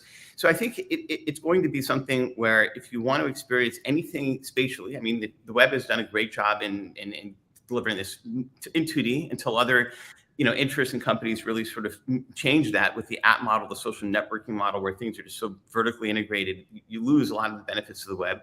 My hope is that the metaverse has, essentially it's running on chain. You don't have things that are stored on things other than the equivalent of IPFS. You have, smart contracts that define where things are and who they belong to and what they're supposed to mean. And you have any number of renders, just like the DOM HTML can be rendered by any number of browsers that can beautifully render the metaverse.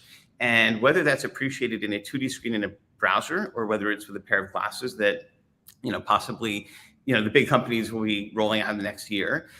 Or in my view, at some point, you'll have holographic displays where it's going to be just like the Star Trek holodeck. Either way, the data stream is largely going to be the same.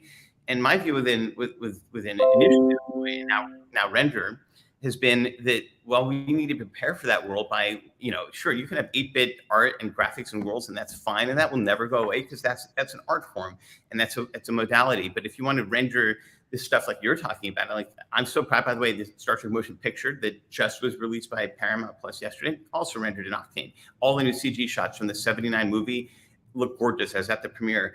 I mean, I could see that was, I've never seen the Enterprise quite rendered that way other than artwork on this Star Trek Roddenberry project, another, great adventure that we're involved in with actually same artists that worked on the movie.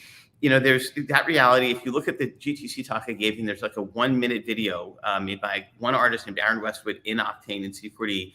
I mean, that's the metaverse I think people want to see. It looks so beautiful. It's so gorgeous. And it shows the promise of why, if you go to that direction, if you go to that level of verisimilitude, it doesn't just look real, it looks beautiful. And it becomes a cinematographer. You have to be a cinematographer to sort of shore up how that looks, but you have a little bit of control over that. That slight difference from reality is interesting. And I feel like for that to work, you need scale, you need tons of power. I mean, just even to do live streaming where, let's just say, I have an iPhone app. I mean, let's see if I can show you the render app that's coming to iPhones. Like, we have the ability to render these things, locally. I mean, this is my phone rendering Octane with the render app. Oh, come on. Wow. No. Are you serious? I'm serious. And it's double the speed of the first laptop GPU that I had running on Octane in maybe 2013. I mean, it's crazy. So yeah, we announced that as well. I mean, we're putting out a render app, not just an Octane app that allow you, render includes other renders like Arnold, which we're working closely with Redshift. Redshift, Arnold, and Octane, we all collaborated. We're all using a standard material so that if you're going to send a scene to the render network, it'll use, it's basically Arnold standard material, which is very good. And we, our Autodesk and us together decided to sort of tweak that and adopt that. And now we have a format where, you can create assets on the phone, you can then publish it to render. And even better, like if you don't have an iPhone 11 or later, you can still live stream it by running on other people's phones or rendering it using other people's phones. Like, that's where this is going. So the iPad and iPhone app, it's not a huge, powerful GPU, but those things have tons of memory. The average, GPU on the render network maybe is 6 gigs if you smooth that out. This iPhone has 5.6 gigs and the iPad has 16 gigs. And Apple's putting out a little box now that has 128 gigs, which no GPU on Amazon has, no NVIDIA GPU has at this moment. So in terms of rendering giant scenes, you're going to have a lot of Apple devices that will do that. There's probably several 100 million phones already that can run as a node. And the only trick there is that if the phone is asleep, how do you still run this thing? So we have to run it in a special mode, not use the battery to, all of this stuff. But the app that we put out, it was featured by Apple just for the Mac version, right? I was in the keynote showing the Star Trek stuff we're doing in the Apple keynote. I'm very proud of that, and I love. Obviously, I have an iPhone, I have an iPad, I haven't talked to you guys on a Mac. I think the Mac is going to be a huge source of both users coming into it as artists and also us being able to run jobs on the render network. And it is something where we have those more expensive high-end GPUs on AWS that are super secure. Like, they're meant to be MPA certified. What's interesting is that, you don't really get a different render if you're running it on a decentralized node, and except the price is about a tenth of it. And, it is end-to-end encrypted. So, people have been doing render farm work. I'm just delighted and surprised to see movies not being done off on the chain. And now that you have studios that are deeply interested in how to, build NFTs around their IP in an authentic way. I mean, there's nothing more authentic than rendering your movie on chain, having that work, and then having a receipt on the blockchain that, honestly, if you want a frame from the movie, just like you get a cell of animation from a Disney film right back in the day, it's a physical object. This is the closest you're going to get to that. But there's so much more that can be done. Yet here we are with all these wonderful, tools that are still, I think, fairly early in the process of how it'll all play out in a good way, I hope. Jamie, I'm sure there's tons for you to chew on there. I'm curious how you respond to what Jules just said, because I'm still processing it a little bit myself. Me too. I think he's at 10 times my speed, so I need to slow him down a bit, and I'll be able to process it real time.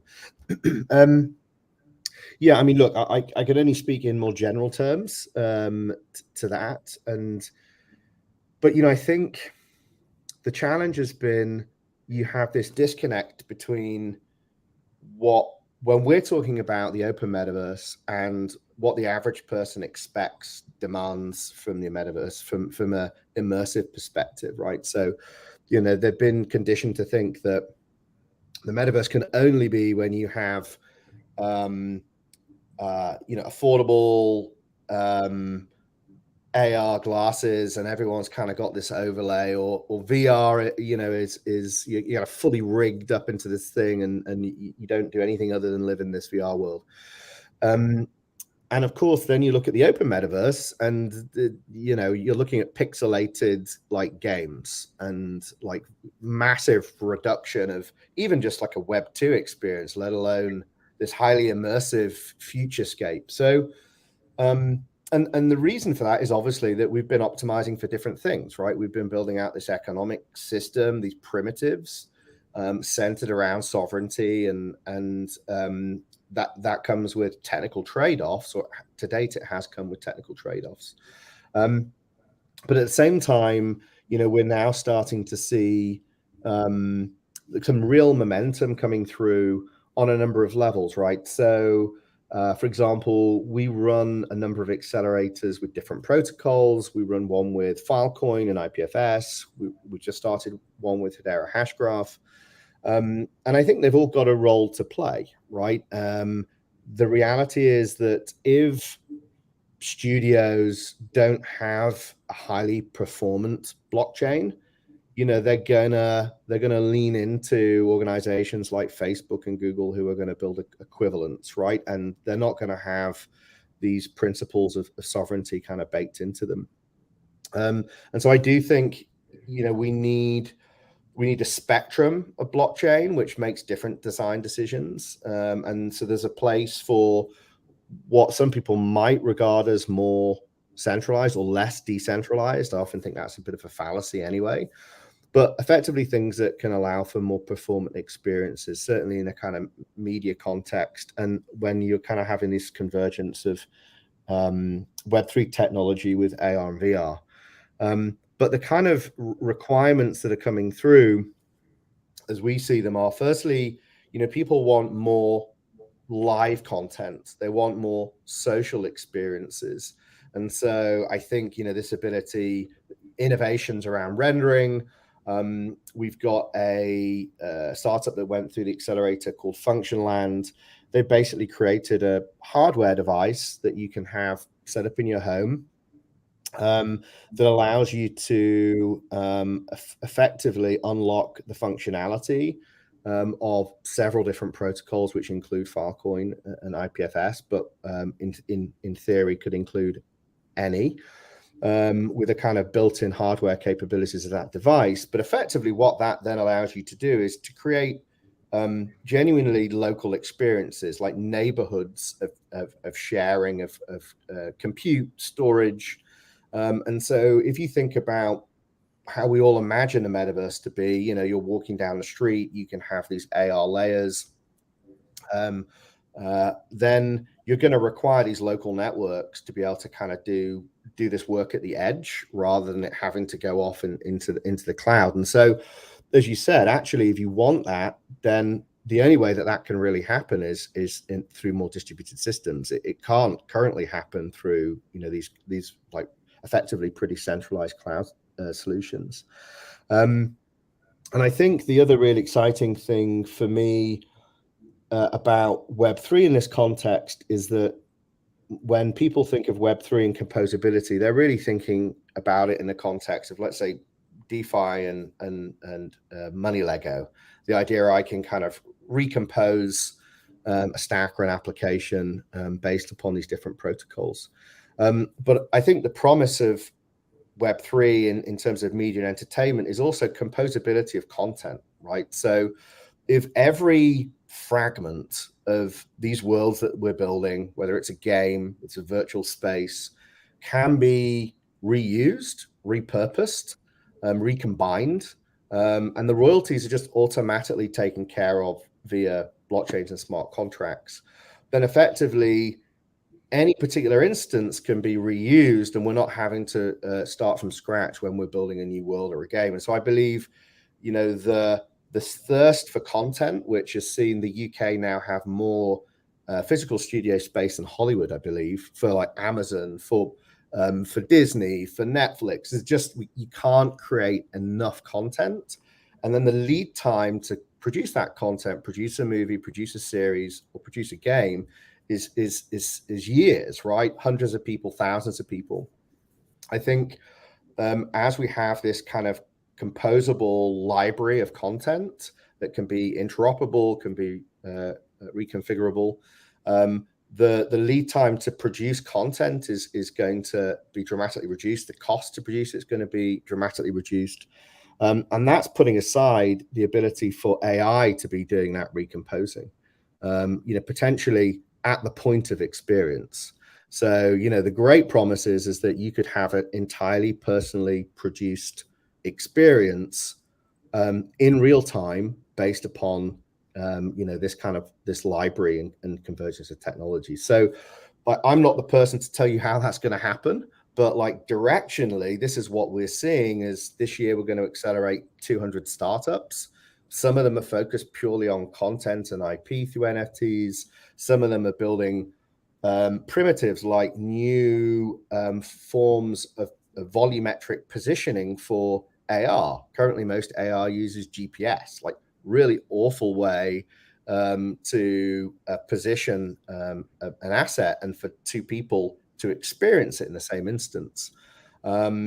And they've come up with an entirely new positional device that works volumetrically down to the millimeter. So when all of these things become interoperable, when all of them are open source, plus the content that's then made available in this like global royalty system, it's impossible to not be optimistic about the rate of innovation, rate of creation that's going to happen.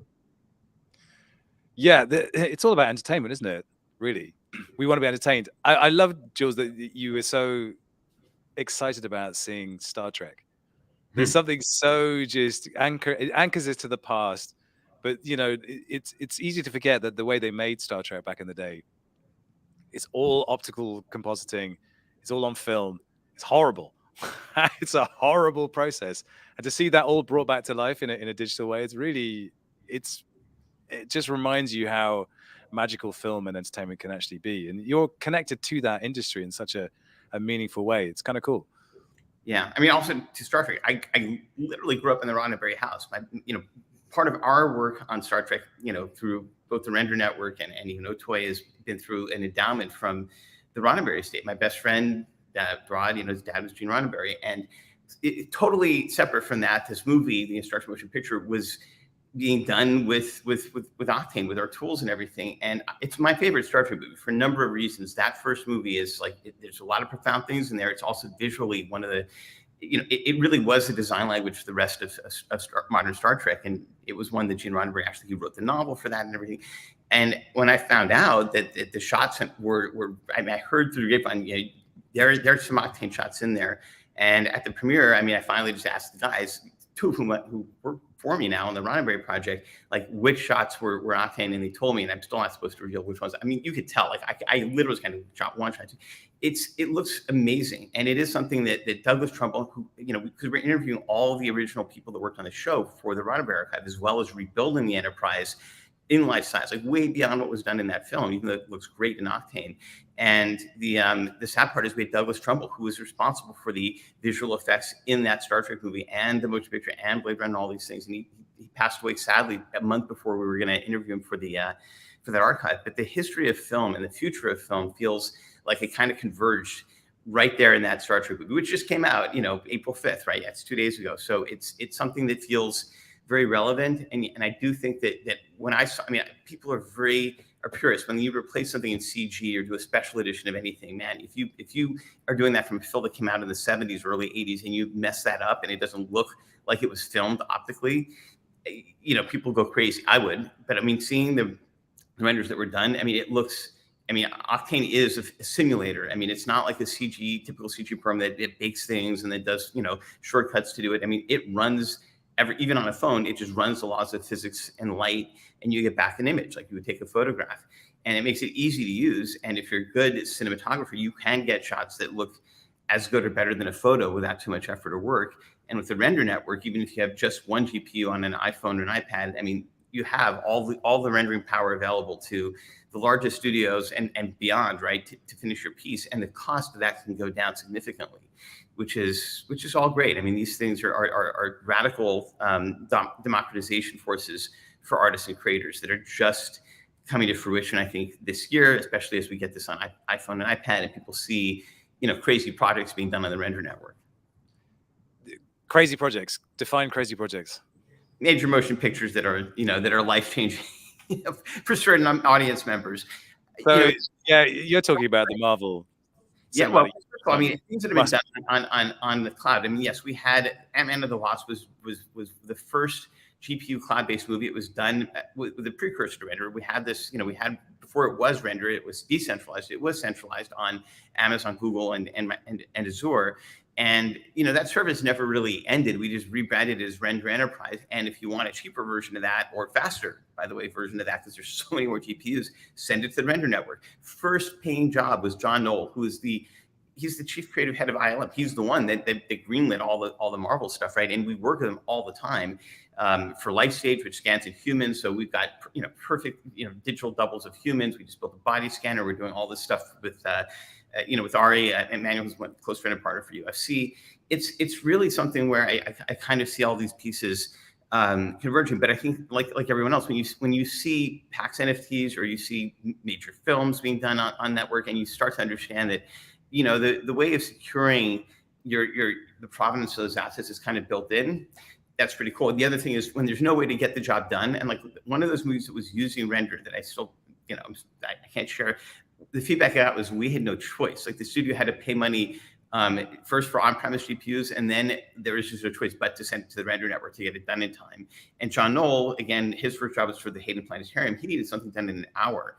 And when you have 100 GPUs for an artist and that's readily available, there's nothing like that in the world.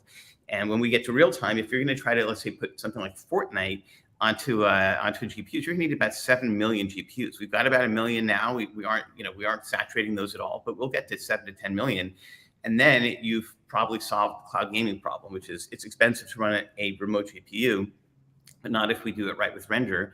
And if everything going into that live stream, even if it's powered by some engine like Unity or Unreal or just something even more generic, all those assets are still going through the same provenance of, you know, an offline render, in the sense you can't put something into that composition unless it's been validated by the render network, as it would be for an offline render. And then the node that's running that live stream has a reputation score. It has to be doing offline work to get to the reputation score. We'll essentially keep it, you know, use it as a validator for a real-time stream. And anybody that wants to get a sense of how those real-time streams work, just go to o2.com, go to stream, and pick anything. There's a couple of NFT streams. There's Octane itself. You know, Blender is an app, and these things are the kinds of things we're wrapping into an NFT, even when you don't have to pay for it, or it could have the uses on Solana. So I think that's part of the future for sure. So much to chew through there. Jamie, I know one of the projects you're hot on is Fluff World, with all its contingent parts. Jules, are you aware of the Fluff World ecosystem and what they're building over there? No, I'd like to learn more though. So. Well, they're basically rabbits, but there's so much more than that. And it's a Kiwi team who are kind of, I think they're affiliated with Weta. So there's some sort of visual effects back end, but there are these ASM brains, these AI brains that are going to be able to be trained to do certain things in certain environments with games, everything else. But they also have like all of these different component parts. And there's a communications network, but it feels very much like there should be a render network plugged into all that Fluffs are doing as well. But it's just this sense that there's a richness to life in a digital environment that needs a good render engine. Otherwise, it won't work. Otherwise, you're just going to go, nah, it looks janky, it looks cheap. And nobody wants that. It's that looks cheap, therefore I'm not interested kind of thing, which is always a barrier for a lot of people. So I'm really curious how these worlds are going to mesh and combine. But more than anything else, something you said earlier was people want live experiences. I think it was you, Jamie. You said people want more live stuff. I have spent my entire life editing and getting really, really, really good at editing and figuring out how to make the most out of crap materials that we'd shot cheaply or in a hurry. But now we're in this world where we have Unreal Engine and we're doing things live. And UE5 got released yesterday and we tried it out. And like at every point, we just reach these bottlenecks. We just can't make stuff run fast enough. And I'm really curious whether we can send that work to render and live stream out of Unreal using render. Is that something that might be possible? Literally on Oto.com, go to the stream button, and there's 3 Unreal-based demos that'll come in from into your browser. And it's not using Pickle Stream because we can do anything. It's not just Unreal streaming; it's our own, and that's why we can do apps. That's why we can do a virtual machine of anything. And it's just like our centralized offline rendering system started on public cloud. Live streaming did as well. That's moving to render where we have all this capacity. I know I actually I just talked to Tim Sweeney and Kim Library, the CTO of Epic, right after the launch, and because we're using Unreal, we're using it for a lot of the Roddenberry archive stuff. I mean, we're doing virtual production, we're interviewing cast members in front of the sets that we built. We're even filming performances that then go into a whole other system. And there are limitations, like Nanite and Lumen just don't run in VR. There's no plans for those to run in VR. They're too intensive, and it makes you really think that maybe you need to rethink how this will work for not just holographic panels, which are freaking 16 GPUs per square foot today, but also how would this work in a pair of glasses for XR if even a high-end GPU on your local machine cannot power this in a pair of glasses? You have the latency and all those other issues. I think the solution is the cloud. And I think that Tim and Kim are brilliant. They know, they've invested in pixel streaming for that purpose. We're here to add and help on that. We've been working with them for a long time. They helped us, launch Octane for Unreal. We've got Render in Unreal as well. And one of the things that I asked them for was, please guys, open source all of the, and give a permissive, license for a library. So Unreal could be a library, including the editor. They've done that. So we can now take, we license Cinema 4D from Maxon, right? So we can take these modules and these pieces and we can just put them in render. So you don't have to export something to go on render. You can use Unreal as a layer. It is open source. You can pilot from code, which is good for the future longevity of any format. And these are the kinds of things that will allow us to link things together. We can already take something that's created in Unreal and we can render it in Omniverse, we can render it in Unity, and we can render it back in C4D. And we have artists working on all these different tools. And the composability part of it and the real-time part of it ultimately probably will move to a live stream in the cloud, just because the data is large. And at some point, one GPU high-end on one machine isn't quite enough. we've one thing Render does no problem with is multiple GPUs literally can be added together for a single frame. And that's how Octane's always worked. Brigade will be similar. So I think that there's a lot of options there. But yes, there are bottlenecks. I would say that the first one is, if you want to do anything in VR at all with UE5, you're stuck with not using this 2 newest features. And I think if you want to do path tracing in VR, it's complicated. So having the cloud send that data in world space, reproject that, generate nerfs, it's basically going to be a thing that I think is a game changer for this to happen. So my 2 cents on the production workflow. No, fair enough. We'll definitely check that out. Jamie, I know we have to let you go, but do you have anything else you want to ask of Jules? Now you've got him here. No, look, there's the great thing about this space is you encounter some people and you understand about half what they say, and it's just trying to, not because it's their fault, because it's your brain just can't keep up. The most exciting thing for me is that we have people like Jules in this brain trust, right? And we're all contributing towards the same stack. And that's what makes it so exciting, right? And, for me, one description I use for the metaverse is that it's a contact language between culture, finance, and technology. We've got people from TradFi coming into the space who understand very complex derivatives and how to structure markets and commodities. You've got all variety of technologists, converging in this space. And then you kind of have the kind of creator class, the culture makers. And we're all kind of coming together at this particular moment. And it's as much a kind of cultural movement as a financial one, as a technological one. So I can't imagine what else you'd be doing with your time if it's not playing in this space, right? Other than that, I'll leave you guys to it. Thanks, Jamie. Always a pleasure. Take care. Thank you. Nice to meet you. Nice meeting you too, Jamie. So Jules, I want to. This is what I want to know about Light Stage. Yep. Yeah, I'm sorry about I'm reading the comments here. Yeah, the contrast here. You had the 8 a.m. sun just blasting through the window here. So. Oh no, man! This is a look, man. This is vintage Jules. It is. Vintage. That's a legitimate look. Yeah, Kodachrome 320. Light Stage is. I mean, it's a huge part. I mean, it was one of the very first things we did as a company. In fact, before I even started Otoy officially, incorporated it. It was Light Stage LLC was preceded that in 2008, and it's won 2 Academy Awards. We essentially capture. There's a lot of 3D things that you can capture a face with, and even with your phone. I mean, this is not that. This is something that gives you just insane fidelity. And now we put one of these faces, in fact, the one that you see on that webpage. We gave that to all Octane users to play with. I mean, you can download the head, but it is the tool of choice when you're doing a Marvel movie and you want to have a CG digital double of a character. I mean, we've scanned in every superhero practically, and some of them on this very floor. Since we moved Light Stage here. And it's, I think, my vision of it is we want to scan hundreds and thousands of faces and give that to people, because that's a way for people to be able to quickly generate avatars that are high quality. And also we're doing bodies now. Like we have this, the ability to scan a lot of stuff. And we're doing that also for the Star Trek, Roddenberry archives. We're scanning in museum level assets and assets and people and uniforms and all of that. But the faces are some of the hardest things in the world to get right. I will say that one of the things that we're mixing that with is AI. Like there's deep fakes. We're trying to do something a bit more useful in 3D, where you can look at a performance and you can take the Light Stage 3D model and blend that to match.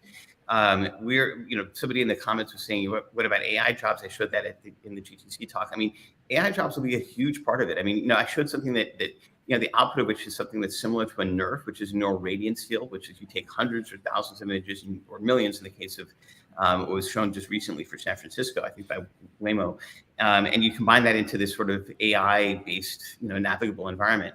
We're taking that one step further, where yes, you need to have GPUs to generate that, but you can feed that into the vendor network and treat it like a 3D model and compose and mix that together as you would as an artist with any 3D object. And that is going to change so much, creating sort of the design language with those pieces, with Light Stage input for humans. You're going to be able to tell stories much more easily. Your avatars in real time will also, essentially look better. I think the one thing I want to make sure we get right, and this is why working again with Endeavor, where they already represent talent, even what we're doing with the Roddenberry archive, where we're dealing with generating faces, like for, first show is in the structure was The Cage. We have Majel Barrett, my friend's mom. Practically my second mother, right? We can bring her back to life. We've done it. We haven't shown that yet, but we want to do it in a way that's respectful. And also on chain, there's provenance for who she is and the actress and the estate and all of that. And this is the kind of thing that will probably help solve some of the deepfake problems. I mean, if every video you're seeing can be checked against a database of provenance where the face is, is either generated from that or something. I mean, there are things like that where I see Light Stage as being fundamental. And we've also looked at taking, their face masks of actors and others that we can also Light Stage and scan and use as a basis for things like that, but always in concert with, the estate or the actor or the performer themselves.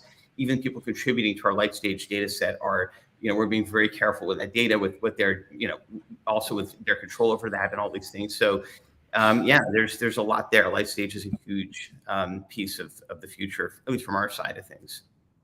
The photorealism thing is, I guess it's the uncanny valley versus the true photorealism. I seem to remember, was it Final Fantasy? There was a Final Fantasy movie, like way back when, like it must be getting on for 20 years ago now. Yeah. And I remember seeing it thinking, oh my goodness. I mean, they look dead in the eyes, but there was no doubt that film it was like Spirits Within was what it was called, I think. The Spirits Within, yeah. And the acting wasn't the best, but like it just showed you a kind of a glimpse of where we are now. And I don't think we're there yet, but man, we're close. When you see Mark Hamill in, I think it was in Boba Fett. So Mandalorian, but the Boba Fett version was much better. The Mandalorian version was like, ugh. But the Boba Fett version, you're like, wowzers! It really held up. I kind of felt myself going, oh, yeah, what does this mean exactly? Because the implications are fairly profound, actually. Yeah, no, it means what you think it means, which is that now they can just tell stories with Luke at that age, 5 years after Return of the Jedi. And one of the things that that happened after the Mandalorian final reveal was that people were like, it could look better, and they hired a deepfake guy, one of the best. We also have a team that's equivalent. I mean, there's like 4 really top artists that know what they're doing in the space. And all of them are being tasked now, not with doing deepfakes on YouTube, but with like figuring out the pipeline for things like what you saw in Boba Fett. And we have that very same issue with even the Roddenberry archive. Like one image that I dropped in the in my GTX talk, and I've got more than an image, obviously, we have a lot more. It was just one image of Spock.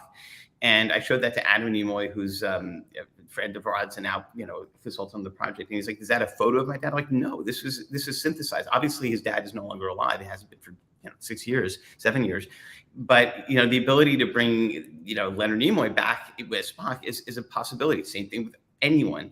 And it looks really good. It looks, I mean, the stuff that we're doing with the technology with Lightstage and with the rendering aspect of it looks better than anything I've seen.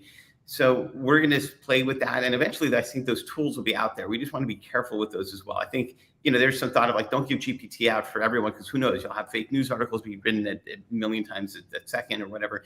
And I think that, already the fact that you can download deepfake tools and you can do stuff that is not great with it is something I want to be considerate of. But also the quality isn't always that great. I mean, it takes a certain amount of artistry to get even what you saw with Luke in Boba Fett, right?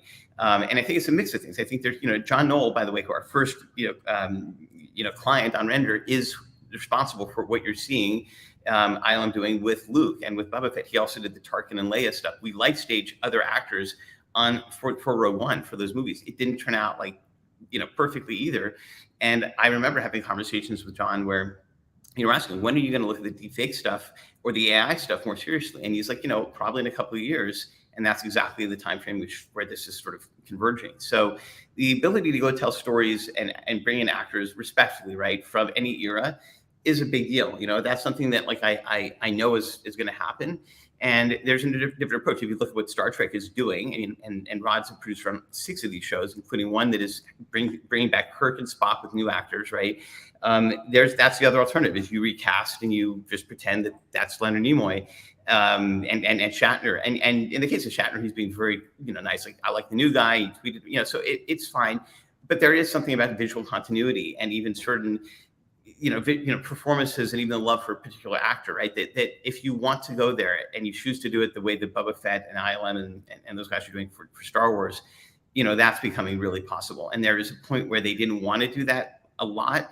And Dave Filoni, who I love, I mean, he really is like carrying the spirit of Star Wars since Rebels. I mean, if you're Star Wars fans, went all in. I mean, you could see the story that he's trying to craft with Ahsoka Tano, who's cast with by a real person, and then bringing Mark Hamill back to to sort of do the voice and change that to bring you young Luke.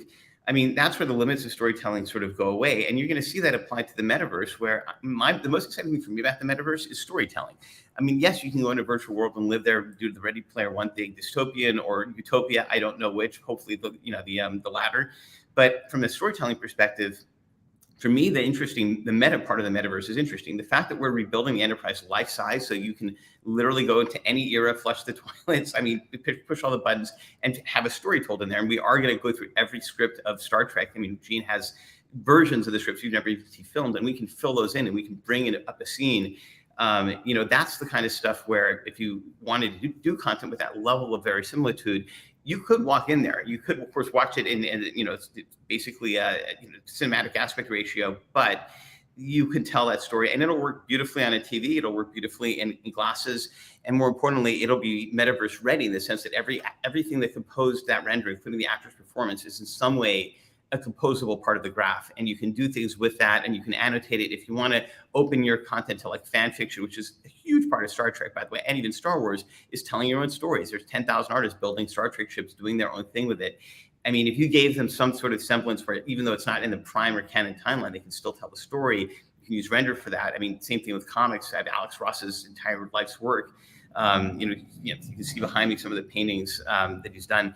It's a powerful tool, and it's a powerful way for people to sort of tell, get their feet wet telling stories and doing content. And I feel like that's an important piece of the metaverse that is often overlooked, is a storytelling component of it, and how the blockchain in particular in there is going to help make that happen and give people some piece of history. That's why even having our software used in films is great, but having our software used in films that are then on the blockchain forevermore, and to be able to just point to that, and say it's kind of amazing. So I'll pause there. I know there's probably a lot that I just dumped into that. No. You said many things, all of which are kind of geared around the same idea, which is the story is what matters. And I mean, how many meetings have you been in where it's all about the script? And I think something that Hollywood does really well is it values the writer. Not necessarily in films, but in TV, certainly the writer is king. It's something you don't find anywhere else in the world. Not even England. England believes it has great screenwriters, but they all go to the US because there's a process that takes writers and makes them great in the US. And I haven't ever found it anywhere else. And when we talk about storytelling, it's not just writing story, it's understanding how human beings feel something, and then understanding setups and payoffs. That has nothing to do with technology. That is a purely human, emotional set of responses that we then dress up in all these incredible visceral experiences. But what I think is really interesting about the work that you're doing is it's removing the boundaries to expressing imagination. And you talked about also removing the limits. And I'm sure you'd agree with this. Limits are good. Limitations are good. Like budgetary constrictions are good. Low budget films can be amazing because they have to be creative. And so what we have to kind of figure out is how to be limited in the best possible way possible. But I think, anybody who has a choice, whether it's I want to be photorealistic or I want to be pixel or whatever, those choices will enable someone somewhere to do something great because that's what they decided to do. And I keep bringing up my kids, but when I see them in Minecraft's incredibly limited, but also completely unlimited. They just go nuts because they're completely free to express themselves. And I'm very gently trying to kind of expose them to ideas about, global illumination and how things can look in certain light settings, and they just want to learn about graphics and about storytelling through imagery and everything else. But I haven't really told them that. I think they've just absorbed it through consuming so much pop culture on a day-to-day basis. It's wild. But again, storytelling, it's everything. It's a writing craft, and I think that is a skill that you can't just click a button and it happens. It has to be acquired and really worked at, because it's really hard. Yeah, it is. And I mean, I agree with you. And it's interesting because to me, the story of Star Trek is probably, Gene Roddenberry wrote it on the written page, and even the novel. I mean, I love the Star Trek motion picture, but I love the novel way more, which, and Gene was responsible for both of those. But when he wrote the book, he added stuff in there. It's like, this is the late 70s, and he's talking to people like with living in the metaverse. None of this made into the movie, but, it's like Kirk just saying, well, it's like the people that are going out there and exploring space are different than the ones that are sitting, plugged into this virtual world. He called them new humans. It's the stories that you have to sort of craft in the world that you create. I mean, there's no point rendering those things until you have an idea of some, humanitarian resonance there that I think is a big part of this. And like, I feel like it would be empty. I mean, that's why I love that really render is used by artists, and it's used by, bigger companies that are telling stories by an artist or a director, somebody with a vision. But I do think that the scripts and the stories that you tell, I mean, just to throw all that away, just say, hey, we're just gonna have a metaverse. It'll be like living in the real world, only, with magic. There's a mode where that's interesting, but I think that you want to tell stories. There's a reason why storytelling's been around since before writing, and and you had Homer, and you had all these things are the mythology of our entire society. Feels like it's been sort of explained through storytelling. I think the storytelling, has had many forms. As I said, Homer predated writing, right, and storing stuff in a book. We have new tools, and I think that we have way more people now that can do the equivalent of writing something down and then sharing that with the world versus depending on oral storytelling. So I look at those tools as, I mean, they're still limits, obviously. I mean, we have all this rendering power, but it's still, if your creativity isn't up to snuff, it doesn't matter how, even a $200 million film will bomb, right? So it's more just like, maybe the risk is less. You can try and experiment more, but ultimately I think people will want to see content that is provocative and from a story level that should work, even if it were written in a book or told to you. That doesn't change. The performance is also important too. I mean, we're looking at if you just have an AI synthesize a performance and no actor is doing any work, or in some cases, if you're doing keyframe animation, which works great for Pixar movies, but not so much for people where the uncanny valley is an important part. I mean, you want to see a human sort of playing out that role. That's where the actor's role is in, and the writer of that story is in it. So if you leave it to AI, and maybe there's a day where AI will put together a decent screenplay by looking at all of what humans have done and following the rules, and AI will kind of mimic that. But there's a deadness in even a still picture that doesn't quite have the twinkle of humanity in there, and you feel like you're talking about a philosophical zombie, somebody that can pretend to be human or be rendered as such. And I think that human contributions to performances, to art, to storytelling, I mean, that's something that it's going to be very, very tough for AI to crack that, because unless AI literally has the life of a human and can authentically tell a new story that a human would understand, at that point, if it can, it is essentially indistinguishable from us, and it can, and we're in a different level. But until that happens, and I don't think it's on our near horizons, humanity has this great role of telling stories and creatively adding to to that narrative. And I think that's the tools and the power to do that, and even to monetize that, so you can make a living of that, which is what's great for NFT artists, for example. I mean, I think that's fantastic. So I'm so glad that we're in that world and in that phase. And I do have high hopes for the positive outcome for creators and artists of all kinds for this medium. Yeah, 100%. I grew up on Mac OS 9, Final Cut Pro 1. So that was my journey using DV cameras. And then I saw this progression of digital cinematography to the point where we have these full frame, incredible, stills lenses and everything else. And it got really easy to get a great result. And what you found was you just go, well, it's going to look great. I don't really have to turn up. What I found now, moving into virtual production and Unreal Engine, everything is hard. Everything is a challenge. You have to learn it. You have to figure it out. You have to find the solution that works for you. And I love that. I mean, it's kicking my ass, but the fact that we can only come up with solutions that work for us, and there is no off-the-shelf solution, it means that we're having to get better at what we do. Question for you. Did you see there was a film by a young director called Oscar Sharp where he did exactly what you said. He took a bunch of scripts, threw them into an AI, and it spit out a script. Thomas Middleditch is in it. And it's wild. It's like this sci-fi weird thing. And some of it's quite moving, even though it makes no sense at all. One of the funniest things I read this year was it was a Batman script. They took all the Batman films and they threw it into an AI, and what came out is just the best thing ever. I'm going to read you some now because it's hysterical, and I'll try not to crack up. Interior, traditional Batcave. Batman stands next to his Batmobile and uses his Batcomputer. He's sometimes Bruce Wayne, sometimes Batman, all times orphan. Batman. This is now a safe city. I have punched a penguin into prison. Alfred, Batman's loyal battler, carries a tray of goth ham. Alfred, eat a dinner, Mattress Wayne.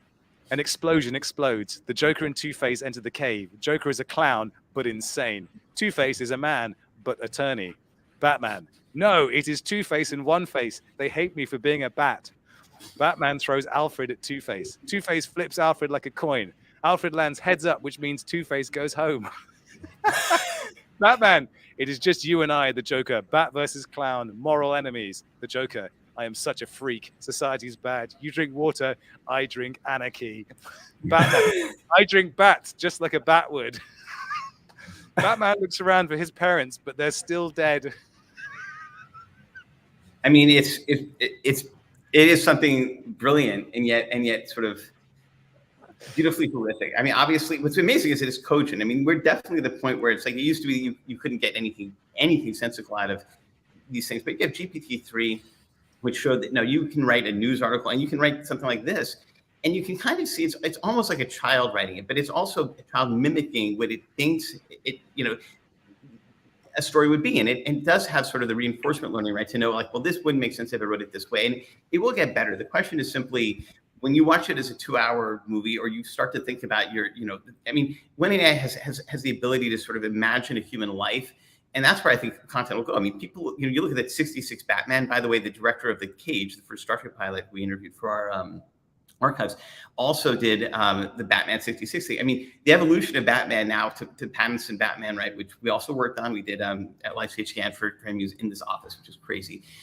I mean, it's becoming more like, there's a trend towards more realism, but you're also going to have a trend towards more authenticity. The competition for AI scripts is going to be, what is the AI missed that doesn't have that sort of soulful introspection that maybe a Kubrick or somebody like that might bring to it, and who knows? Maybe there's a point where it might fool a lot of people and they might not know the difference, because there's certainly this stuff out there. But yeah, I think that we're still a ways from having, a script, match the best, nuanced, storytelling that's out there. And clearly, you have some basic mimicry that looks really good, but I feel like this is an AI giving us what we think we want to hear, and it'll keep getting better until it gives us something really close to what we want to hear.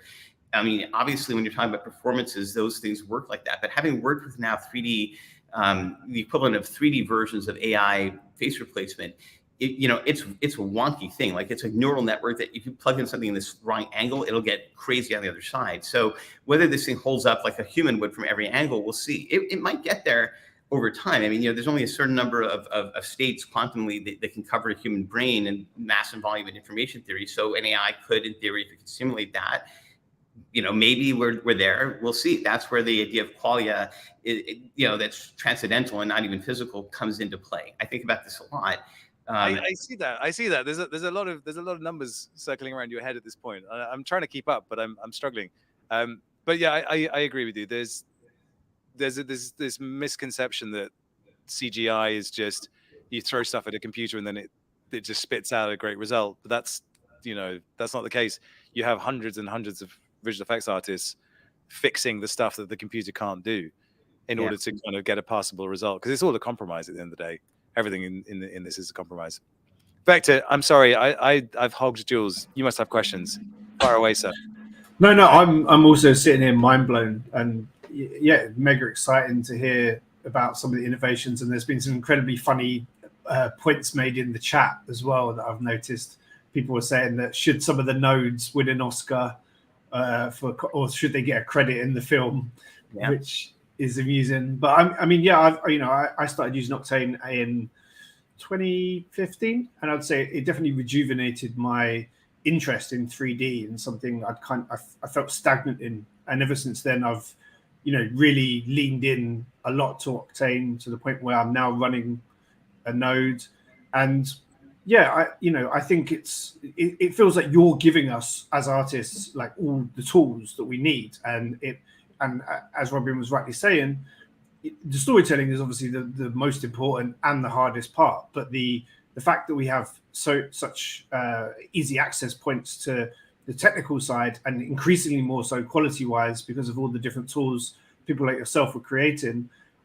I just think it's mega exciting for the next wave of young generation and young talent that will now find it easy to tell stories, because I'm a big advocate that is the most important thing, because I feel like from a science fiction perspective, also a Star Trek fan, so I love hearing about the Star Trek stuff, and for me that was the thing that made me interested in science fiction, and I loved the way it was always quite there's a utopian element to Star Trek in a lot of ways, whereas a lot of the other science fiction stories we've been told up until now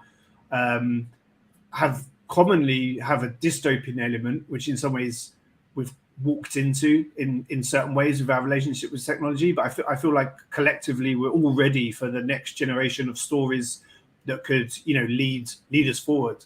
So I feel like if you're coming at it from essentially a technology angle, but you're fully aware of that creative perspective and how important that is, then yeah, just mega excited to see the amount of outcomes that will be accessible to everybody else.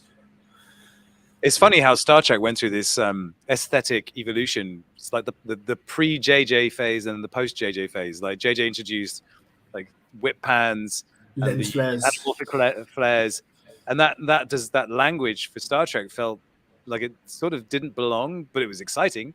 And now you see the Star Trek Discovery series and Picard, they have this anamorphic widescreen look, and that's actually being adopted by more and more television, but it just suits it so well. Like Star Trek is a gorgeous looking TV show now. It's amazing. What do you think, Jules? Are you a fan still? I mean, we're working on. I mean, I guess it's not, but we worked on season 3 of Picard, for which you just announced the cast yesterday. I can't say what we did, but it was great. So I mean, and obviously, my best friend's a producer on all those shows, and we talk about this a lot. I mean, I think that yes, I love Anson Mount as Pike. I love Ethan Peck as Spock, and I think it's fantastic that. I was the one that told Riley, make a Pike show, damn it. Talk to Alex Kurtzman to do it. And he did, and it happened. So, I mean, I'm thrilled. And, I grew up with knowing at least one of the Next Generation captains, Gates McFadden, from the time I was 17 or 18. And it's like, seeing her back and just bringing back the card is great. I mean, obviously, is everything perfect? Yeah, I'm a nitpicky Star Trek fan like anyone else. But it is something that visually I'm so happy that we're getting that. I mean, we went through a sort of and I also just coincidentally, when JJ was starting, he's an advisor to Render, when he was doing the Star Trek movie in 2006, just starting out, he invited me to his office where, we've been working together on different things over the years. And I got to read the first draft of the movie script. And I was telling him, thank God you put this in a parallel universe. You don't erase what happened before. And he's like, of course, it's great. I can now tell these stories and nothing is gone. And I got Leonard back and I talked to Bill, but he didn't understand. He died in Star Trek 7. So, it's stuff like, there are things like that are just kind of I've seen the evolution of Star Trek from so many different angles. And I love what's being done now. The point of the Roddenberry Archive is that nothing that you saw for those first 50 years. The Roddenberry era goes from the Cage in 64, or Star Trek is, which is his screenplay or his draft for the show, all the way until at least 2005 when they did the last episode of Enterprise. And that's the Roddenberry era. However, Rod was like, well, I guess we have to cover Picard because that's an extension of the Roddenberry era, and therefore everything's sort of in there. But the focus is the Cage, when you see what we've done with the first episode, some of this is in my GTC talk, it's perfect. Like you could re-render the pieces of that first pilot with the same sort of lighting and camera angles you can do on Discovery, but it's the original set. You can also explore that. I mean, we have those kinds of abilities, and we can also drop in a character and play with what actor you want to have in this, in the mark, in this shot. And I kind of think that the way the Roddenberry cover work, it will be like a 5-dimensional museum. I mean, I'm trying to describe how this will work. That's how I want the metaverse to work too, for this kind of deeper content where you take the Starship Enterprise, just that, like these, you have this 11-foot physical model in the Smithsonian. Imagine you have that virtually in the metaverse, and you can extrapolate the world line forward to, basically the animated series and Star Trek 1 through 6, or 3, I guess, if you count the original Enterprise, backwards in time to the Pike era, the Robert April era, sideways into the different novels, comic books, and all of that is this sort of, it's a Ship of Theseus thing. It's all the same Enterprise in theory, but it's represented in these different ways, and we can tell that story. And that kind of just that canvas of tools on a narrative level is fascinating. So I want to make sure the Roddenberry Archive does more than just preserve these things and give people this beautiful representation of what came before. It can sort of tell this multidimensional story in of itself of the Enterprise. The way that you might experience just what does it mean to look at the physical model in the Smithsonian? A lot. I mean, I've seen a lot of these physical models, not the Smithsonian, unfortunately, but others that we're scanning in. And it's it's remarkable to sort of feel that you can touch that and think about the fact that it exists in our world, exists in the in-universe thing. Everything in the archive is what was it doing in the show in 2266? What was it doing in the real world in 1966 when it was being filmed? You can look at it from both angles. That kind of modality is super interesting as well. So I'm sorry, I geeked out on Star Trek. I can talk about that forever too. I remember when I was, gosh, I must have been 14 years old, CD-ROMs came out. So you got this little CD and it was an interactive experience and you could go in and they did like Spinal Tap and there were tons of Star Trek ones as well. This feels like the spiritual successor to all of that, but just like... The same team that did that is working on our project. Michael Kuda, Denise Kuda, who literally wrote, the Star Trek, chronology, which I have here on my desk, which... Oh, yeah. I mean, we're working with them every day practically on this thing, and it's amazing. So, and by the way, the CD-ROM era is something my first gig ever in 1982 was doing Hellcat, which was a CD-ROM game back when CD-ROMs were the new thing. And I mean, yeah, there's a lot of good stuff that was put out in the 90s on CD-ROM for Star Trek. And yes, this is the spiritual successor to that. Same team, the Star Trek Encyclopedia, the people who worked on the show and the visual effects, the team's actually pretty huge now. So it's just fantastic. There's an interesting family tree you can draw from. There's like a few key shows. I think one of them is Buffy, X-Files, and Star Trek Next Generation. You look at the writers that came off those shows. Literally every successful show in the last 20 years, like Breaking Bad, like pretty much anything you can imagine, it was all from those three shows, literally. And it's kind of amazing that those cultural touch points have had such an explosive impact on the kind of pop culture that we consume today. Do you see something similar happening with these NFT projects, with these PFPs and the lore that they're creating? I've got this puppy here. This is Aku. I don't know if you're aware of the Aku verse and Micah Johnson. It's basically a little space kid, and it's the story behind it is can black kids go to space? And Micah's was asked this by his nephew. Can black kids go to space? Because he never saw a black face in space, and it's a pretty fair question. So there's a whole universe built around inclusivity, around storytelling, around Aku. Is this boy dreamer, wants to go into space, wears a space helmet. You never see his actual face, so it could be anyone. But there's this really rich universe, and I wonder if in 20 years we'll be talking about this as excitedly as we do about Star Trek and all of that lore. Can you see that? My answer is 100% yes. I mean, I kind of realized this. I mean, obviously, I'm a fan of a bunch of things, not just Star Trek. Things that you touch in your childhood have huge impact on you, right? I kind of learned like Yu-Gi-Oh was like right after my, so I never was into Yu-Gi-Oh. I see kids that love Yu-Gi-Oh and they treat this like I would treat Star Trek, and I'm like, okay, and this is probably, these kids are probably grown up now, but I can see that when you have something that you've played with or touched with as a child, and it means something to you, that will generate a lot of interest. I mean, it's true even in comics. I mean, there are things where the older versions of characters, people don't remember. They barely remember the 50s Superman, George Reeves, which was and that was Superman for an entire 2 generations, right? Mine was Christopher Reeve.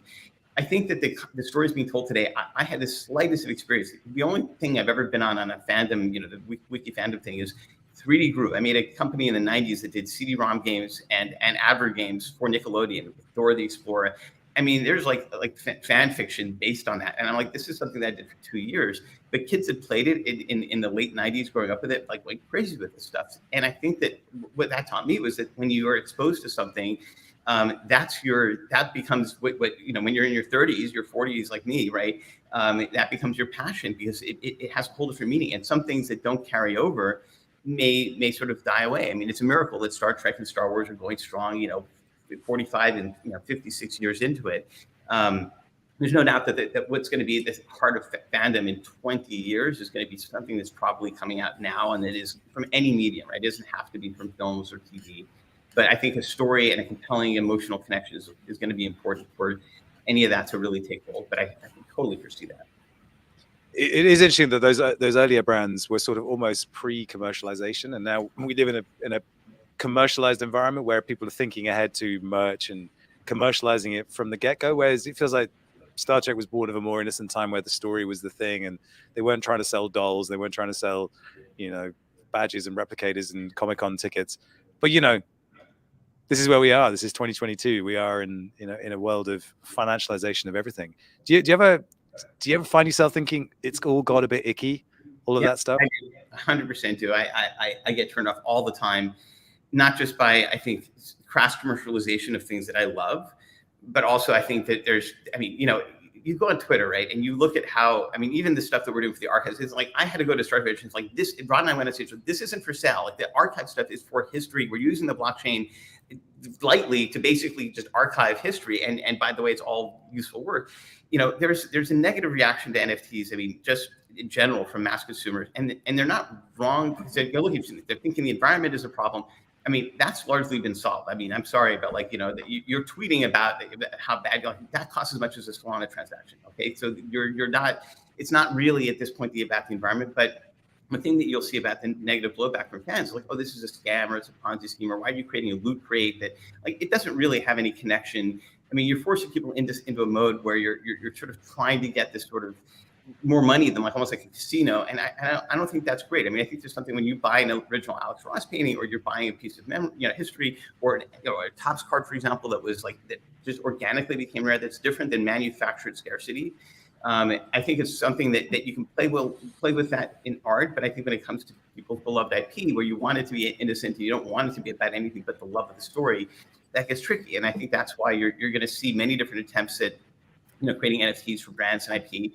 I find some of that to be not great. And I also, I mean, there's so much scammy stuff. I mean, there was like something called D-Ray Render, which came out as like a render knockoff. And I took it seriously for like 2 minutes until I realized, oh my, they're putting our software in this thing. It turned out to be a rug pull. And I kind of feel like you have to be sensitive to that stuff if you're going to be, taking a beloved brand, and they all are, right, and they're figuring out their work in NFT space. I mean, you want to think about how that appeals to mass audiences and not make them feel like they're being sort of pushed into something they don't want. So I think that I do find a lot of ickiness in there. I mean, I talked to Mike people a lot about, since a lot of this started with his stuff.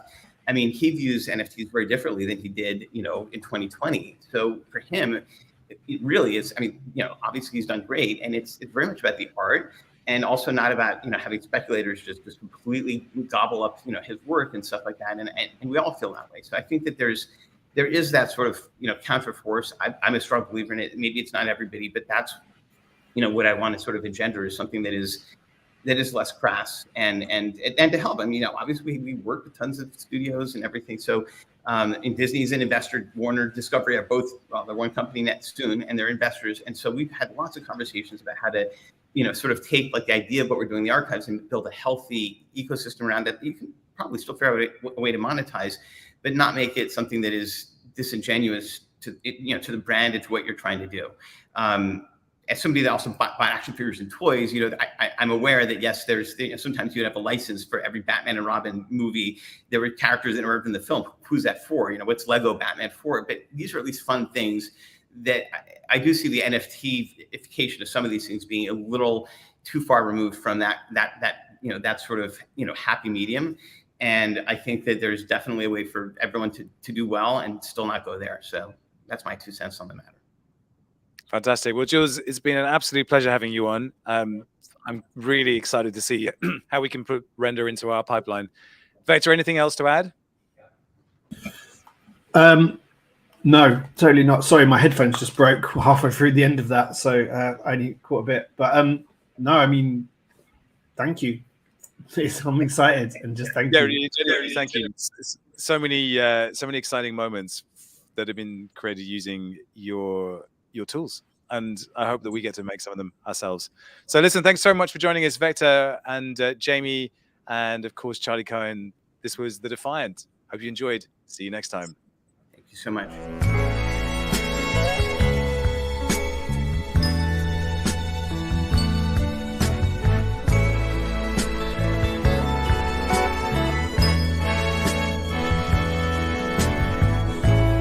I spent all day in the world,